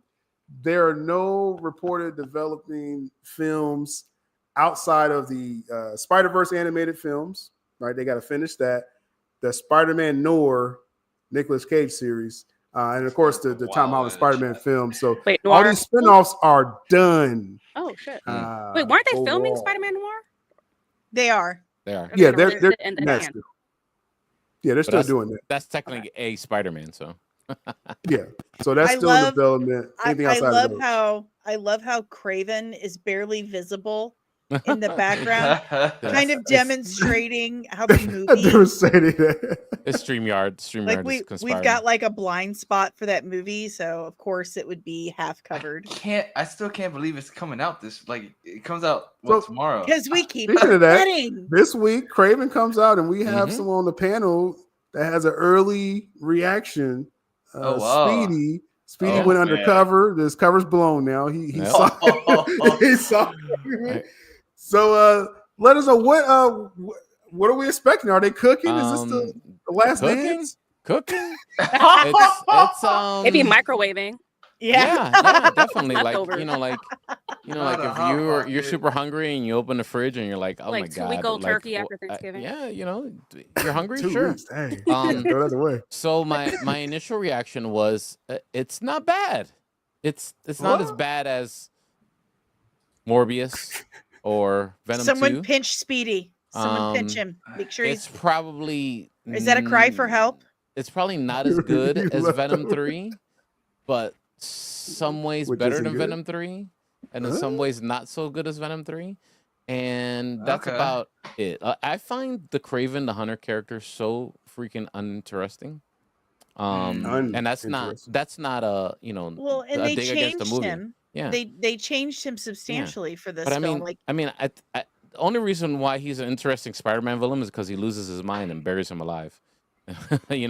And that makes that whole story, that arc in Spider-Man, so epic. It's like it's testament to the character, and it's way far away from that. As far as this Kraven losing his mind, stuff like that. It's not a bad movie. Aaron Taylor Johnson is good in it. there's some corny lines or redubbed lines in there that you're just like, why did we do that? Like there's some redubs from the Calypso lady. That's And so Sony. some plot plot explaining dialogue plot explaining that she does that's just, you're just like, why did we do that? It was good until we did that, you know. Wow. So but if you can get over that and just You can get over how terrible most of it is. no, it's actually not bad. So I give it a 3 out of 5. It's definitely okay. It's pretty high. It's got good action. The action is great. Every time there's action on the screen, it's really well it's done. entertaining enough. It's definitely entertaining enough. So now you're gonna say, dang, you know what? That Craven movie slaps. I'm gonna go spend $25, $100 to go see it. Right now, so don't take the family to see it. But no, with, it's rated R. It's rated R. With Venom 3. First, I didn't like Venom 3, right? But the action scenes were just all CGI tentacles fighting each other, right? Yeah. Is the action in Craven at least more appealing? Yeah, it's a little more appealing. And if you've already seen that first 8-minute, 9-minute thing that they put out, that's the beginning of the movie. It's not bad. I've definitely seen better than Madam Web. Definitely better than Madam Web. There you go. That's not a high bar, but it's definitely better than Madam Web. Probably better than Venom 2. Probably beats Venom 3 in some places and loses in some others. Craven. Morbius doesn't even touch it. I met him. He worked in the Sahara with my father when he was researching lions. That's hilarious. The only problem is that I just don't find Craven, the presentation of Craven, to be that interesting, and I don't know how people are going to sit. Well, they took the only interesting thing about him and let's go Craven and took it away. They instead of hunting animals and being this amazing animal hunter, like, no, he protects the animals. Like, now Craven does it. I'm standing on this. That Madam Web, Madam Web is a watchable film. Madam Web is a watchable film. Yeah, it's watchable. I'm just saying. Yeah, my wife loves Madam Web, and she defends it to this day. God bless her. God bless her. Did she? God bless her. Did she love the boom mics? I don't even.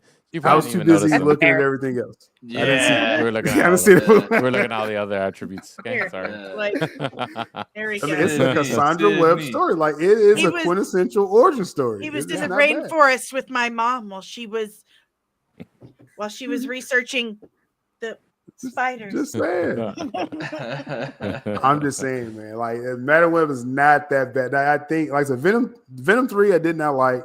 I may give Craven a try just off the word of mouth of Speedy here. I may just for the action. I don't know. So like, I wouldn't put like the 20 spot on it. He's like, I don't want that. Like, yo, I watched that Craven on your word.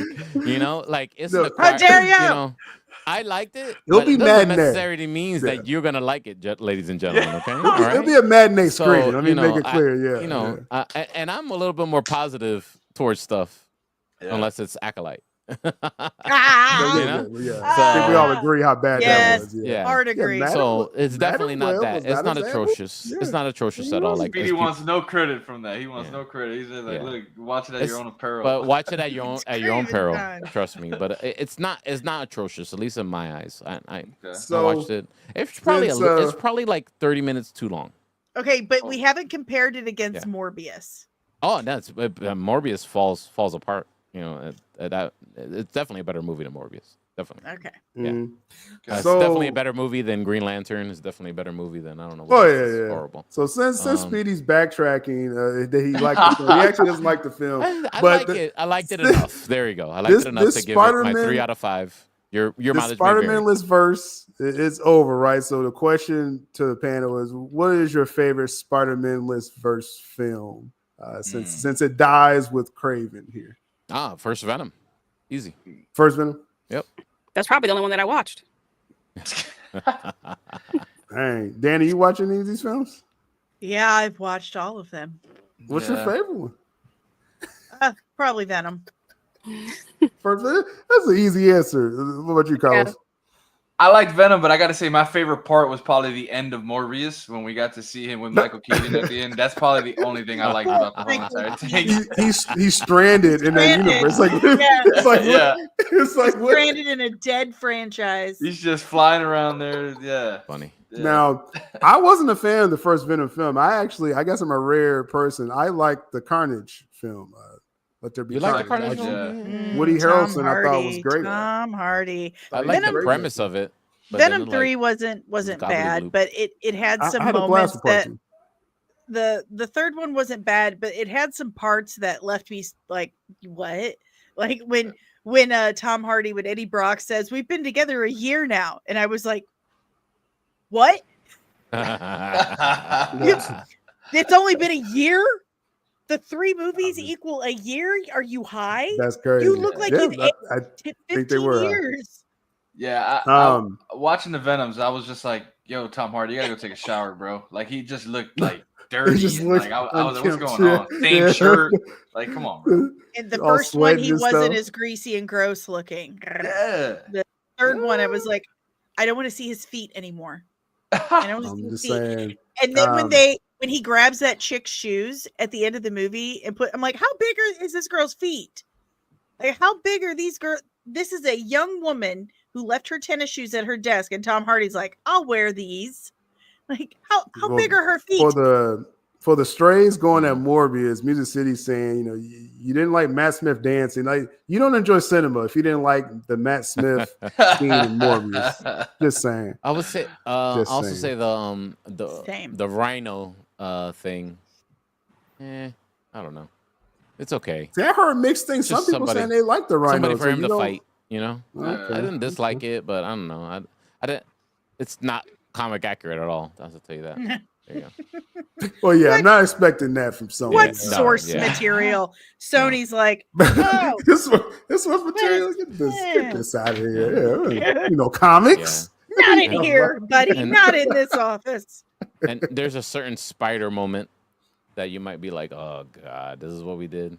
But yeah, I roll. yeah. Bro. Side note, Skeleton Crew. I still haven't watched Skeleton good. Crew, but It's keep good. hearing positive stuff. Hyperspace Really here good. says, sit there with a smile on my face from beginning to end each episode. I guess catch us up, or you don't have to tell the story, nothing, Danny. But you say you still enjoying Oh, I'm episode 3 loving now, it. or what is it? I'm absolutely loving it. Listen, if you were a kid in the 80s and that's when you discovered Star Wars, you are absolutely going to love this. If your parents were really into 80s movies and stuff, you're going to love this film.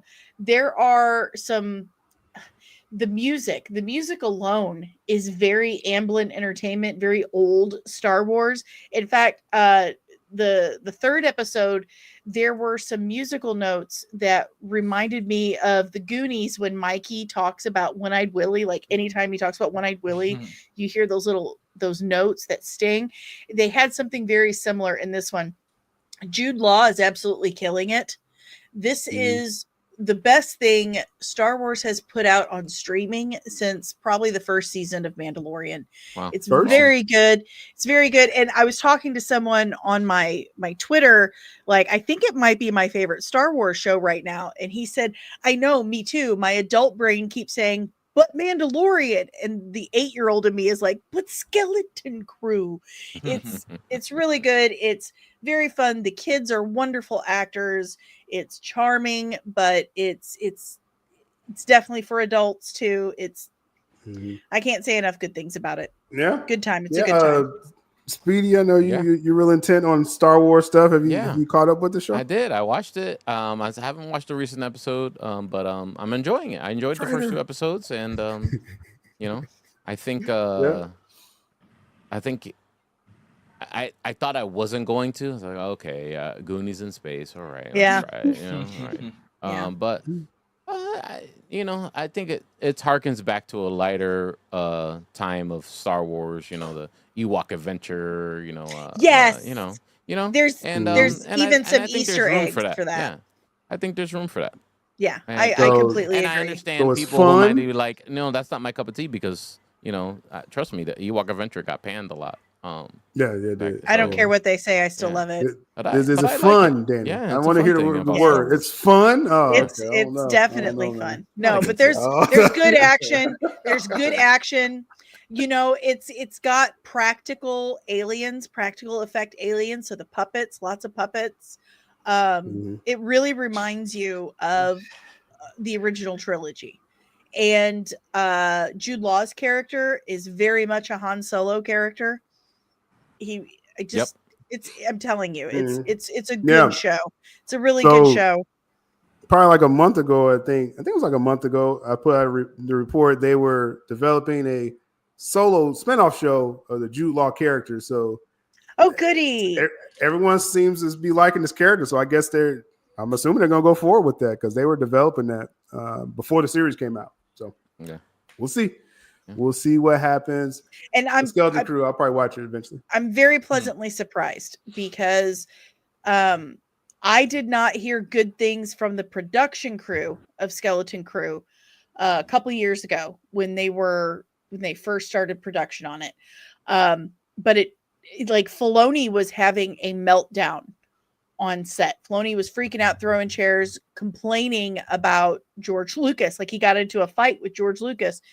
And I talked to Star Wars Mag, and we compared notes, and we were able to fill in the gaps for each other. And so what had happened was, apparently George Lucas, for obvious reasons, absolutely hates and regrets the Star Wars Holiday Special from 1978. Absolutely hates it. When Filoni came to him and said, "Hey, I want to use something from the holiday special for a scene in Skeleton Crew," George Lucas said no. And Filoni's like, "Please?" And George Lucas is like, "I don't know where it is." And Filoni's like, "What do you mean you don't know? It's your IP. Where is it?" Well, George Lucas destroyed or buried, hid away everything from the holiday special. Wow. And Filoni was really, really mad because that meant he had to actually recreate and refilm, like remake this specific thing. So that's crazy. That's crazy. Yeah. So I'm gonna watch it eventually. I'm gonna just kind of put it on as a little background noise, see if it gets interesting for myself. So, real casual with Star Wars, but anything better than Acolyte, then I'm good. As long as it's better than that. Way better. Definitely way better. Way better. It's like two totally different universes. Exactly. Yeah. Insane. So final topic we're going to touch on here. Looking forward to y'all reaction to the big news. Chris Evans has returned to Marvel for Avengers Doomsday. According to the reports, no, I'm so surprised. Oh my god. According to reports, they said, oh hey, my god, not sure if he's going to be Cap again or what. The long-standing rumors out there and reports that Chris Evans was coming back for. It's been since like Endgame. They were talking about he was coming back like as Cap or Hydra Cap maybe in this situation. But I did hear a little wrinkle that he may play actually two different versions. So just keep our eye open because you got Doomsday and you got Secret Wars. So he might do like 5. Different. Who knows? Who knows at this point, right? But really the question. Again, no one's surprised, right? No one's surprised at this, but is this Marvel being desperate in y'all eyes? Yeah, a little bit. Of course. I mean, yeah, like I wouldn't say desperate, but definitely like they were like again, they're grasping at straws and they have to like circle. Okay, we need him back. We need him back. Funny. Yeah. I don't think it was like oh my god, yeah, we need to. I think this was always a plan from the announcement of Secret Wars. I agree. They were gonna bring him back. They were gonna show. They were probably gonna do a show about him trying to put back the Infinity Gems and not working out. That's true. Timelines messing up. I remember they talked about that. Yeah, a couple years ago. It's was in the tea leaves. I mean, it's as soon as they announced Robert Downey Jr., you already know that. Yeah, anybody's probably going to be coming back. Well, everyone expected the OG Avengers, like Secret Wars, which is, that's all multiverse right there. So it would make sense. There was a twist of, RDJ Doom. I was like, okay, didn't see that one coming. That was a good, and So what can they do with Chris Evans? And then they got to get the rest of the band together. So what happened? Chris Evans signed something, and this became official. That's what happened. Anytime It's I obvious. hear or see anything about the Robert Downey Jr. Doom announcement, I hear Syl screaming. I didn't see it coming. I didn't know your voice could go that high. I've been practicing a little bit. No. But that was a pretty big moment at Comic-Con. So I was like, yo, I mean, the initial reaction was just like in that building, like, oh, this is dope. And then later, everybody's like, wait a minute, why is he Doom? Like, what? Why is RDJ Doom? Like, what are they doing here? Because they dropped the ball on several projects and they had to bring back their big ticket items. People were also very happy to see Chris Evans in the Wolverine movie, so it was heck yeah, to bring him back into this. Yeah. If everyone's coming back for Doomsday, why not bring back Chris Evans? Well, it sounds like you were really happy for that, Jules. Yeah. That's what it sounded like. No, I mean, dude, as Bayona's saying here, the desperation thing. I mean, do you think like the Jonathan Majors, like let's say that scandal didn't happen with him and stuff like that, after the way Phase 4 I think this was performed in Phase 5? But I mean, would it have been excitement for if they would just continued that story, without the RDJ? They've even leaked just like storyboards of what the Kang version of these movies would have Beyonder, been. yeah. And there's little scenes of these of Chris Evans and Thor and confronting the current heroes, the Jane Foster Thor and Anthony Mackie and stuff like that. And there's a bunch of art there. You can find it for yourself. I just wonder if the hype would have been there, because I mean Phase 4 happened, right? Like Quantumania is a bad movie, like I just want a supercut of just the Jonathan Major version. Like I'll watch all his scenes, but everything else is crap in that movie.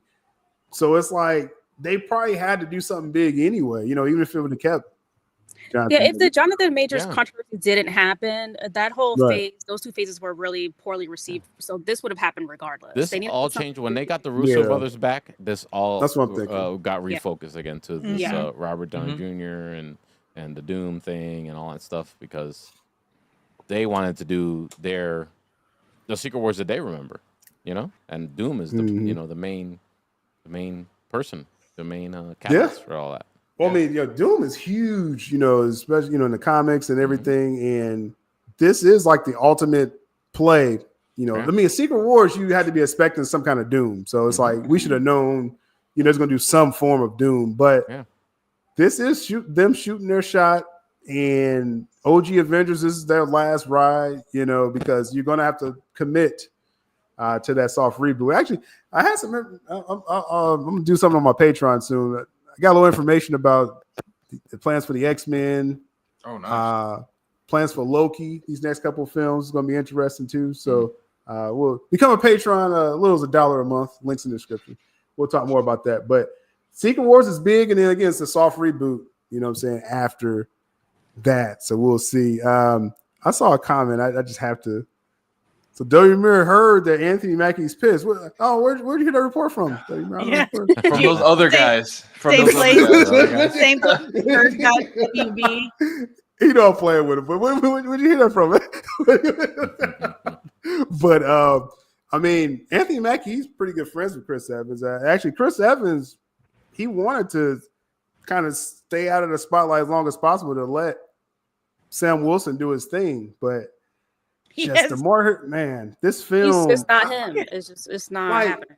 Nobody cares. Chris I'm keeps going to looking enjoy at his it. watch, like how much longer am I supposed to sit here? When are you going to get your time? I think I'm going to enjoy the film, but it's just I don't think it's going to just be as successful as $400 million should be. Sam Wilson was never that popular to be given the Captain America mantle in the first place. Like that was just a bad decision from the creatives at Marvel. I understand why they did it, but they probably should have went with.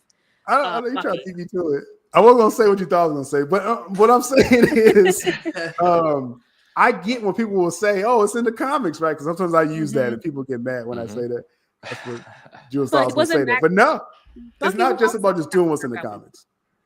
Yeah, you just gotta make a good story. Like, don't just say, "Oh, it's in the comics," because like Shuri's in the comics, but no one really wanted to see her as like at that point. Black Panther, like coming off of Chadwick Boseman, I don't think that was a good move to push her as Black Panther. It just wasn't good timing. Exactly. That's just like when they did Madam Web. You know, I know old lady Madam Web, not this young Madam Web. Right. A lot of people grew up with old lady Madam Web. Yep. So I wasn't animated Spider-Man. Yeah. I had no problem with Madam Web, but I'm just saying. He was watching it with the audio off. I mean, you have to. It's a watchable movie. No, I want the dialogue. I want all the corny dialogue. I want everything. Oh, great. With that, let's catch up with the comments here because again, it's funny. Like, you know, Chris Evans coming back. Like, this really wasn't the boom that. I don't know. They're like, oh, Marvel's back. It's like everyone's like, yeah, we know. The brand has had a lot of damage done to it. It's going to take a lot. I don't think they'll ever get to that height where everybody was like, every movie was a must see. Right. I think it was new at the time. They built that universe, and now it's just watered down because every studio was trying to build a universe, and that all died, and it all just came crashing down. It happened. Well, it's kind of like the Beatles. Or, you know, Nirvana or something. That was a one and done. You can never repeat that. It was a moment in time. It was a moment in time. Be grateful that we all got to experience it. Now we're on to the next. Right. Just give us good films. That's it. Right. Yeah. Overall, I mean, because this didn't have the boom like when we first heard, you know, Hugh Jackman's back. Right. They're making Deadpool Wolverine. Like that was excitement for a lot of people. You know, a couple of years ago, just knowing that he's back for sure. They were probably better off not even announcing it and just waiting till like I don't know when this movie's coming out. I'm sure it's going to be a while from now, but like they should have probably waited till Comic-Con or something. 2026. I'm wondering, why would they put this out there right now? Because like I said, this isn't like making. Let me go see Sam Wilson Cap now. It's like, no, you just said Chris Evans is back. Like, I'm no just one wait. wants to see. No one cares about Wilson. And he's not in that movie. Just to let you know, Chris Evans is not in Captain America: Brave New World. People are only going to see Brave New World for Red Hulk. Oh. Yeah, that's exactly why. Yeah, I heard there's a Falcon in there as well, like a new guy. Yeah, the guy from. Have you not seen the Falcon and Winter co-pilot? The co-pilot commercials with Falcon and the new Falcon's in it. Yeah. And he's like, "Don't you like green, Sam?" And he's drawing his new wings. Do you like the color green? I'm like, oh, this is so sad. I mean, poor guy. Like I said, if y'all like the show, if you like Falcon and Winter Soldier, and I enjoyed the series for what it was. And, I mean, this is a continuation of that story. That's all it is. But I was saying earlier, like they're spending upwards of $400 million reshooting this film. Yeah. The story, from what I heard, the story's not big enough to spend this much money. Like you're over beyond spending.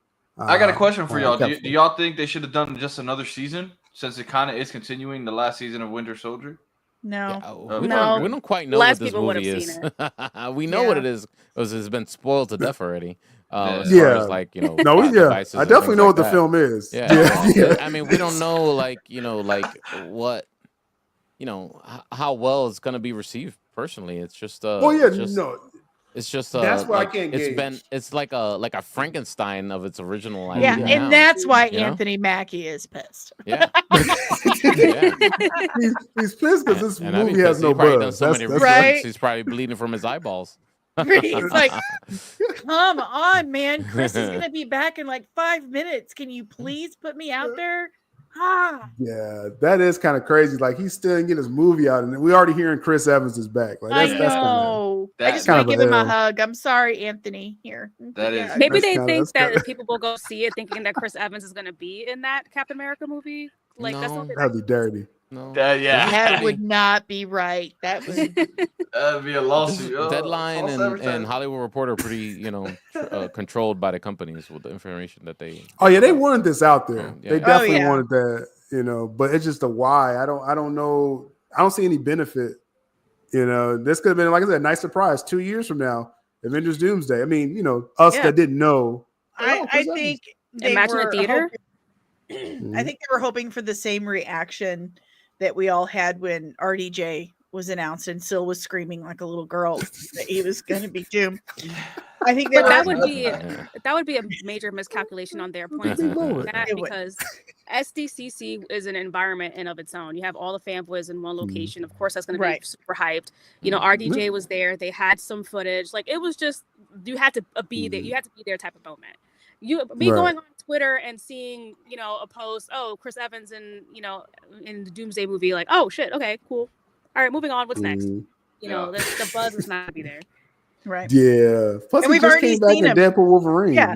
We've already seen him. Exactly. They should have kept it like that. And that was a nice surprise. I mean, I heard about it before, but that was a nice, like, oh, hey, flame on. I was very excited. I mean, after you seen Deadpool and Wolverine, did you doubt this was going to happen? There you go. Well, yeah, as soon as you saw him there, I'm like, okay, he's definitely. Oh, he's going to be Hydra Cap all the way. He's Hydra Cap. Yeah. There's no question at this point. So, fills out a little bit, I'm not worried about that, but yeah. So I know like, you're not. I'm all about it. I'm all about it. I'm Team Jules. I'm Team Jules on this one. What a surprise! But yeah, like I said, the hype wasn't really there. I mean, it's like, okay, that's nice, and it kind of confirms again what we kind of knew already. So I actually thought it was a different movie when I saw the post. I didn't realize it was for Doomsday, and then after I sent this to you, Still, after you told me, oh yeah, I'm like, oh Doomsday, oh that's the movie that RDJ is gonna be in. Oh, duh, he's in it. Right, of course. Then it all just kind of They could have announced this, like you were saying in the chat. They should have brought him out at Comic-Con too. Like, RDJ's back. Or just left it as a surprise. And I would have screamed just as loud,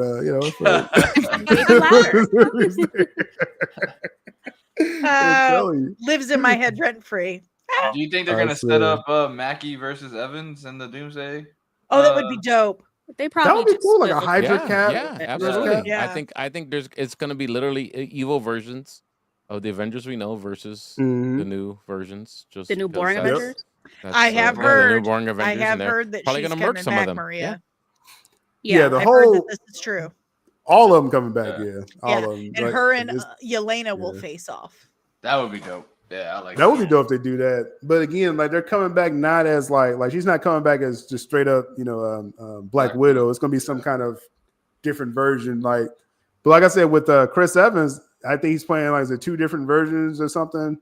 Maybe the Hydra Cap and then another type of Steve Rogers, and then ScarJo. I'm not sure what she's doing though, but we will see in the chat. Last minute comments or questions, throw it in the chat as we wind this one down. I can only hold them hostage for so long on the panel here. Coming up for the platform, as I mentioned, Patreon. Become a Patreon. Links in the description. I got a backlog of stuff from the holidays, so I'm trying to get back normal with the patrons over there. So check that out. Again, I got some Mutant Saga information. Some interesting approach. I feel. Well, Spill, we want to talk about that. Become a patron. And then again, Loki's role. So I should be dropping that this week. So we'll check that out. I'll probably give you like a preview or something later, something like that. But yeah, I know you will. Get it out of you. And I mentioned too, Friday again, the new show me and Jules is doing on Rumble. It's really going to be a different feel, I think, with a lot of stuff that I've done. So I'm really looking forward to that. Just go to Rumble, search sylabdul. Oh, sorry. The fact that it's on Rumble should let you guys know that it's probably going to be a ride. Dude, Rumble hates me. I've been putting my stuff on Rumble for like 3 years, and people have actually disliked videos of my dog. So, what the hell? Here's Rumble. I know, right? What's wrong with you? Tiny is the cutest little creature in the world. Who doesn't love dogs? Oh yeah. Those people are just not humane. No soul. I put some of the sports stuff me and Carlos do as well. Also check out Sunday night views on all the platforms. Yes, sir. And it's doing pretty good over on Rumbles too. We got some sports fans over there, Carlos. So probably want to check check out Rumble over there, man. You know. Yeah. I made an account. I just got to figure out how I can start. It's uploading stuff weird. to it, Yeah, it took I don't me even like a year. Yeah. I was like, what is it doing? I don't think I even remember how to log into my account on yeah, Rumble. It's kind of like a personal problem. Yeah. But with Whatever. but with that, as I mentioned too, on the second channel, the DCU channel, me and Carlos. I think Carlos, you coming tonight for the watch party? Yes, sir. 3 a.m. Eastern Standard Time. I'm insane. I'm gonna take a nap before then. But What are you we're gonna doing watch? a watch party You doing Creature it, son? Yeah, Commandos. you doing it for real? We're doing a a Creature Commandos, the mature rated, sex-filled Creature Commandos. We're watching it live. Us sickos, we're gonna watch Creature Commandos. Yeah. We're watching it live, and then we do our immediate reaction, and then I'll do my breakdown. Usually Prime helps me with that. If there's any DC Easter eggs. So I'm gonna say just for the series itself. I don't know if all of y'all seen Creature Commandos, but it's the first episode. I was sitting there kind of like, okay, are they gonna do something here, or like it was kind of like a paint by numbers episode. Yeah. But then like the fight, especially in episode 2, and Cersei. I'm a big fan of Cersei in the comics, so I enjoyed it for what it was. It's definitely, Superman has to be very good.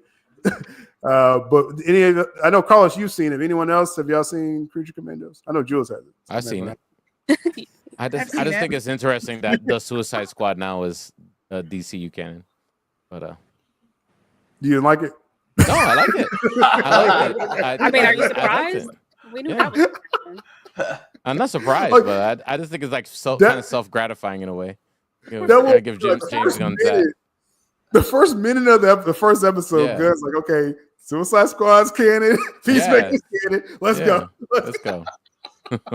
Love Peacemaker. Well, some pieces of Peacemaker's canon. Right. Yeah, not the Justice Yeah. League. Well, He made sure to say They're that. selective. very selective. Very Uh, selective. But Danny, you seen Creature Little Commandos yet? Yeah, I enjoyed it. I enjoyed You it. enjoyed it? I really like the music. I like Mhm. the Yeah, he has good the- music choices. Yeah.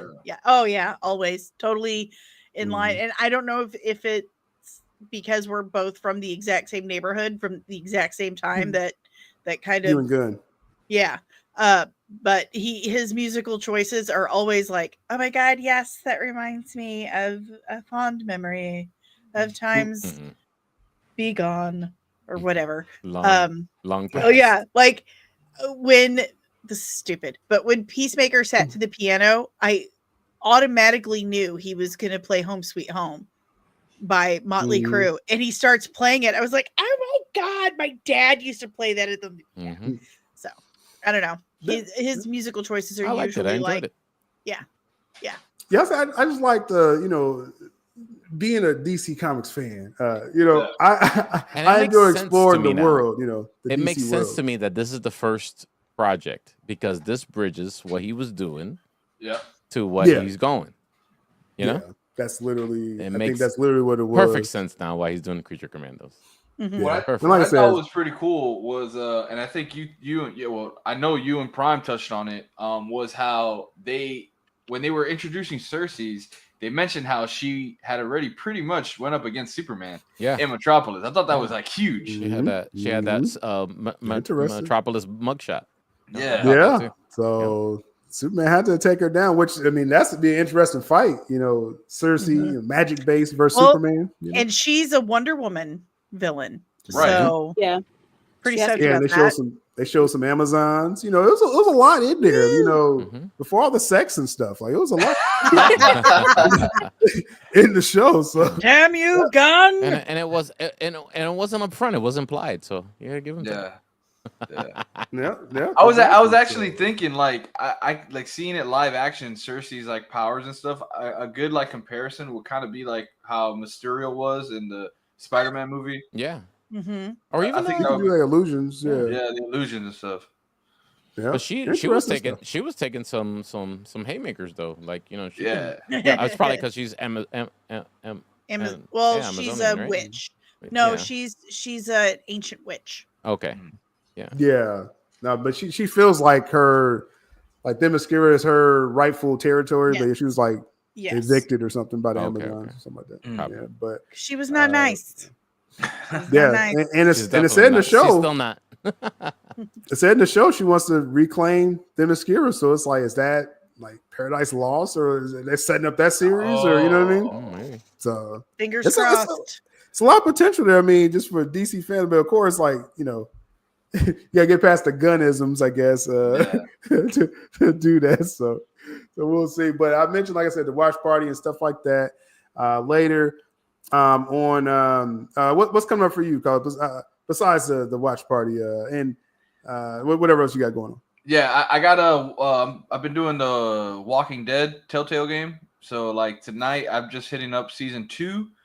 And then other than that, we're doing straight on. Have my basketball final game of the season next week, and a Christmas movie marathon. All for the month of Christmas, I've been doing a new movie. Yesterday I did Santa Claus. Today I'm doing the Santa Claus 2. So that'll be on Twitter and Twitch. So yeah. Awesome. Cool. Looking forward to all that. It's eggnog season, as I say. Hell yeah. Danny, well, again, links in the description. I don't know if I got Carlos' link in the description. I gotta make sure I update that. But Danny, what's coming up for you? Well, I've got a brand new video out called The Secret Mission of Science Fiction. Super proud of it. Had a lot of fun researching and writing that. I basically go through the entire history of science fiction and explain how and why it has been trying to save humanity from its own hubris. So definitely check that out. It's on my YouTube channel. And every Sunday we're watching Dune Prophecy on Max. And I am kind of breaking it down while I'm watching it. Not so much breaking down the episode itself, but kind of explaining to you, like, okay, that's a face dancer and they come from Tleilax and etc. So I've read 6, 7, 8, 9 of the Dune books. There's like 30, I think, but I've read several of the Dune books. I love it. So I explain all that stuff. And that is live on Sundays on YouTube, Kick, Twitter, Facebook, you name it, we're everywhere. I'm gonna have to watch it with you because I'm lost right now, but I'm enjoying it. Yeah, it's a good time. I know nothing of the Dune Yeah, I got world, so nothing yeah, about the I world. definitely gotta watch it's it. so good. I'm going to make a confession to everyone right here and now. I like the Dune world more than I like Star Wars. Wow, that's kind of an indictment on Star Wars, but yeah, it's kind of. I mean, I don't blame you. I enjoyed the Dune movie, so I'm trying to wait to binge it all. So it's so good. Yeah, I'm dying to get into it. Highly recommend the books. This Dune Prophecy is actually the first of all the Dune stuff in live action that wasn't written by Frank Herbert. It's not based on Frank Herbert's book. It's based on his son, Brian Herbert, and Kevin Anderson's books. It's the first time that's ever been put in live action. So that was really exciting for me. The nerd. Cool stuff. Like I said, I definitely gotta peer into that world which are on your channel sometime. Speedy, what you up to, man? We're just still on countdown for more Voltron news as it keeps coming out on the channel. I go trying to double down with the Voltron stuff. I'm excited about that. And anything, I think I'm gonna double down on anything 80s on the channel. So He-Man and all that stuff as soon as I get more info. Yeah. Speedy, Voltron is in production now, live action. Yeah, I know. Yeah. So I'm excited about that. So I've been following that. Every time we get new info, I've been doing a video about that. And then, of course, Geek Culture Congress podcast. We do it live every Tuesday, 8:30 p.m. Eastern Standard Time. Let's see. I won't do it next week because I got a screener for Sonic 3. Oh, hey, me too, man. Me too. I gotta check my email. I need to get it screening. What's going on? What's going on here? I'm looking forward to that. Sonic 3, I think, is going to be huge. They're saying it may outpace Mufasa, which is really. I didn't think that was possible. I can see that. I don't think people are really that high on Mufasa right now. Yeah. It's like Disney does this though. Like they crank these out. They make their money. For Sonic 3 to beat it outright, I think is huge if it happens. It's huge. So. Sonic is very popular right now. Sonic 2 did very well. At the end of Sonic 2, I was at the screener for Sonic 2, and when Shadow came out, all those kids went crazy in the movie theater. Like, man, crazy. They went big. crazy for Shadow. Yeah, it's supposed to be another So- reveal at the end of this one too. So they're gonna just they about 10 Listen, Sonic Really? movies at this We point. know that I think someone actually mentioned something about if someone on does Sonic know Detective Pikachu or something in the movie. I don't know something. I saw something like that. But they're obviously eventually do like a Super Smash Brothers kind of thing. Like they That would be have amazing. to at this point. Mario, That Sonic. would be amazing. Mario, Sonic, do the Legend of Zelda movie. I would watch the crap out of that. You know, like Well, they have so many Mario need to catch up though. Like we need, Sonic already on we just 3. started. Got a We're spin-off gonna get Mario series, too, like what, next year or something like that. It's coming. They need to catch up, Jules. but We got with, time. We got time. we got a few questions in the chat. Let me run through these real quick. Maria says, if Superman and the Batman 2 are very successful, should James Gunn keep Patterson as Batman? Yeah. No, I don't know. That's a slippery slope. No, it's not happening. He said that he likes having the Elseworlds already as well too. Yeah. I think that's gonna be separate. Actually, I think Reeves has like a clause. It's like a contractual thing, I think. But Gunn hinted that, if I wanted to, I could have took Patterson. But or he wouldn't have no Batman sequel. I'll tell you that.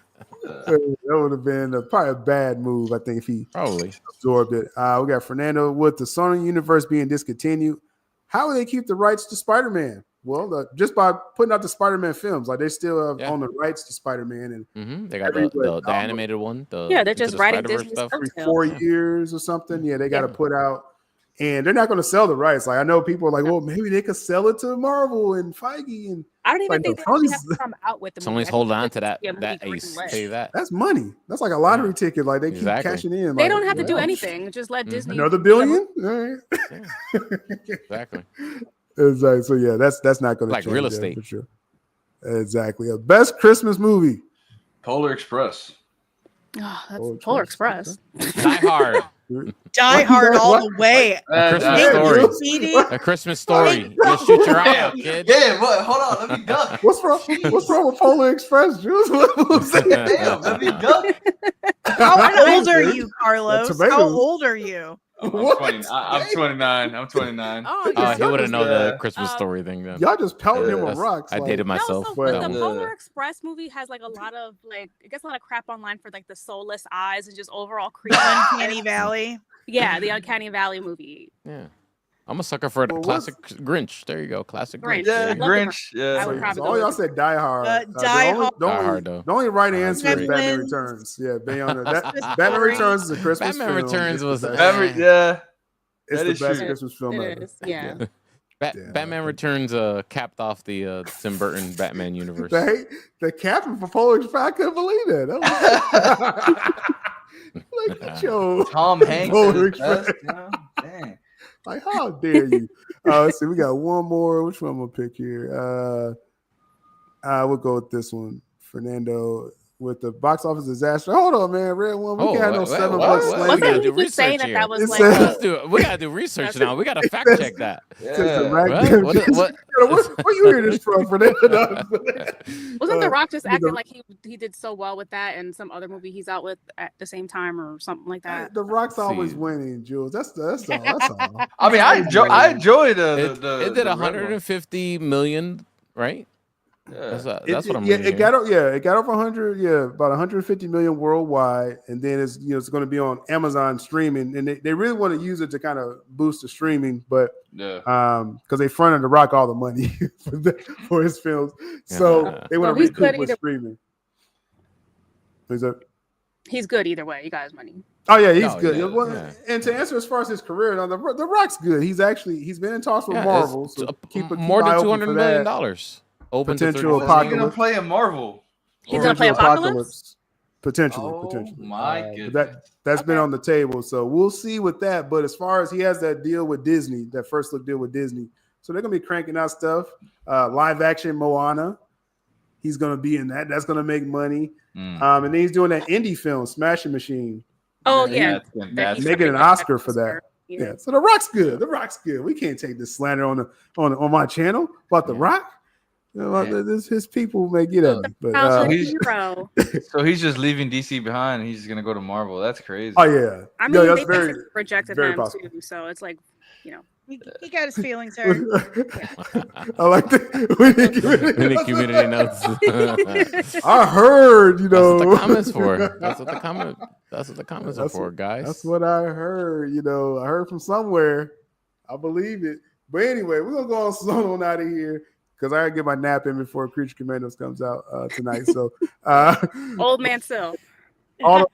I love naps too. I'm right there with you. I didn't get mine today. Rumble. I'm a little cranky. Shout out to everybody over there at Rumble. We'll be back over there again this weekend as well. For the panel, chat, much love, Still Nation. We out. To Still Nation. Stay tuned.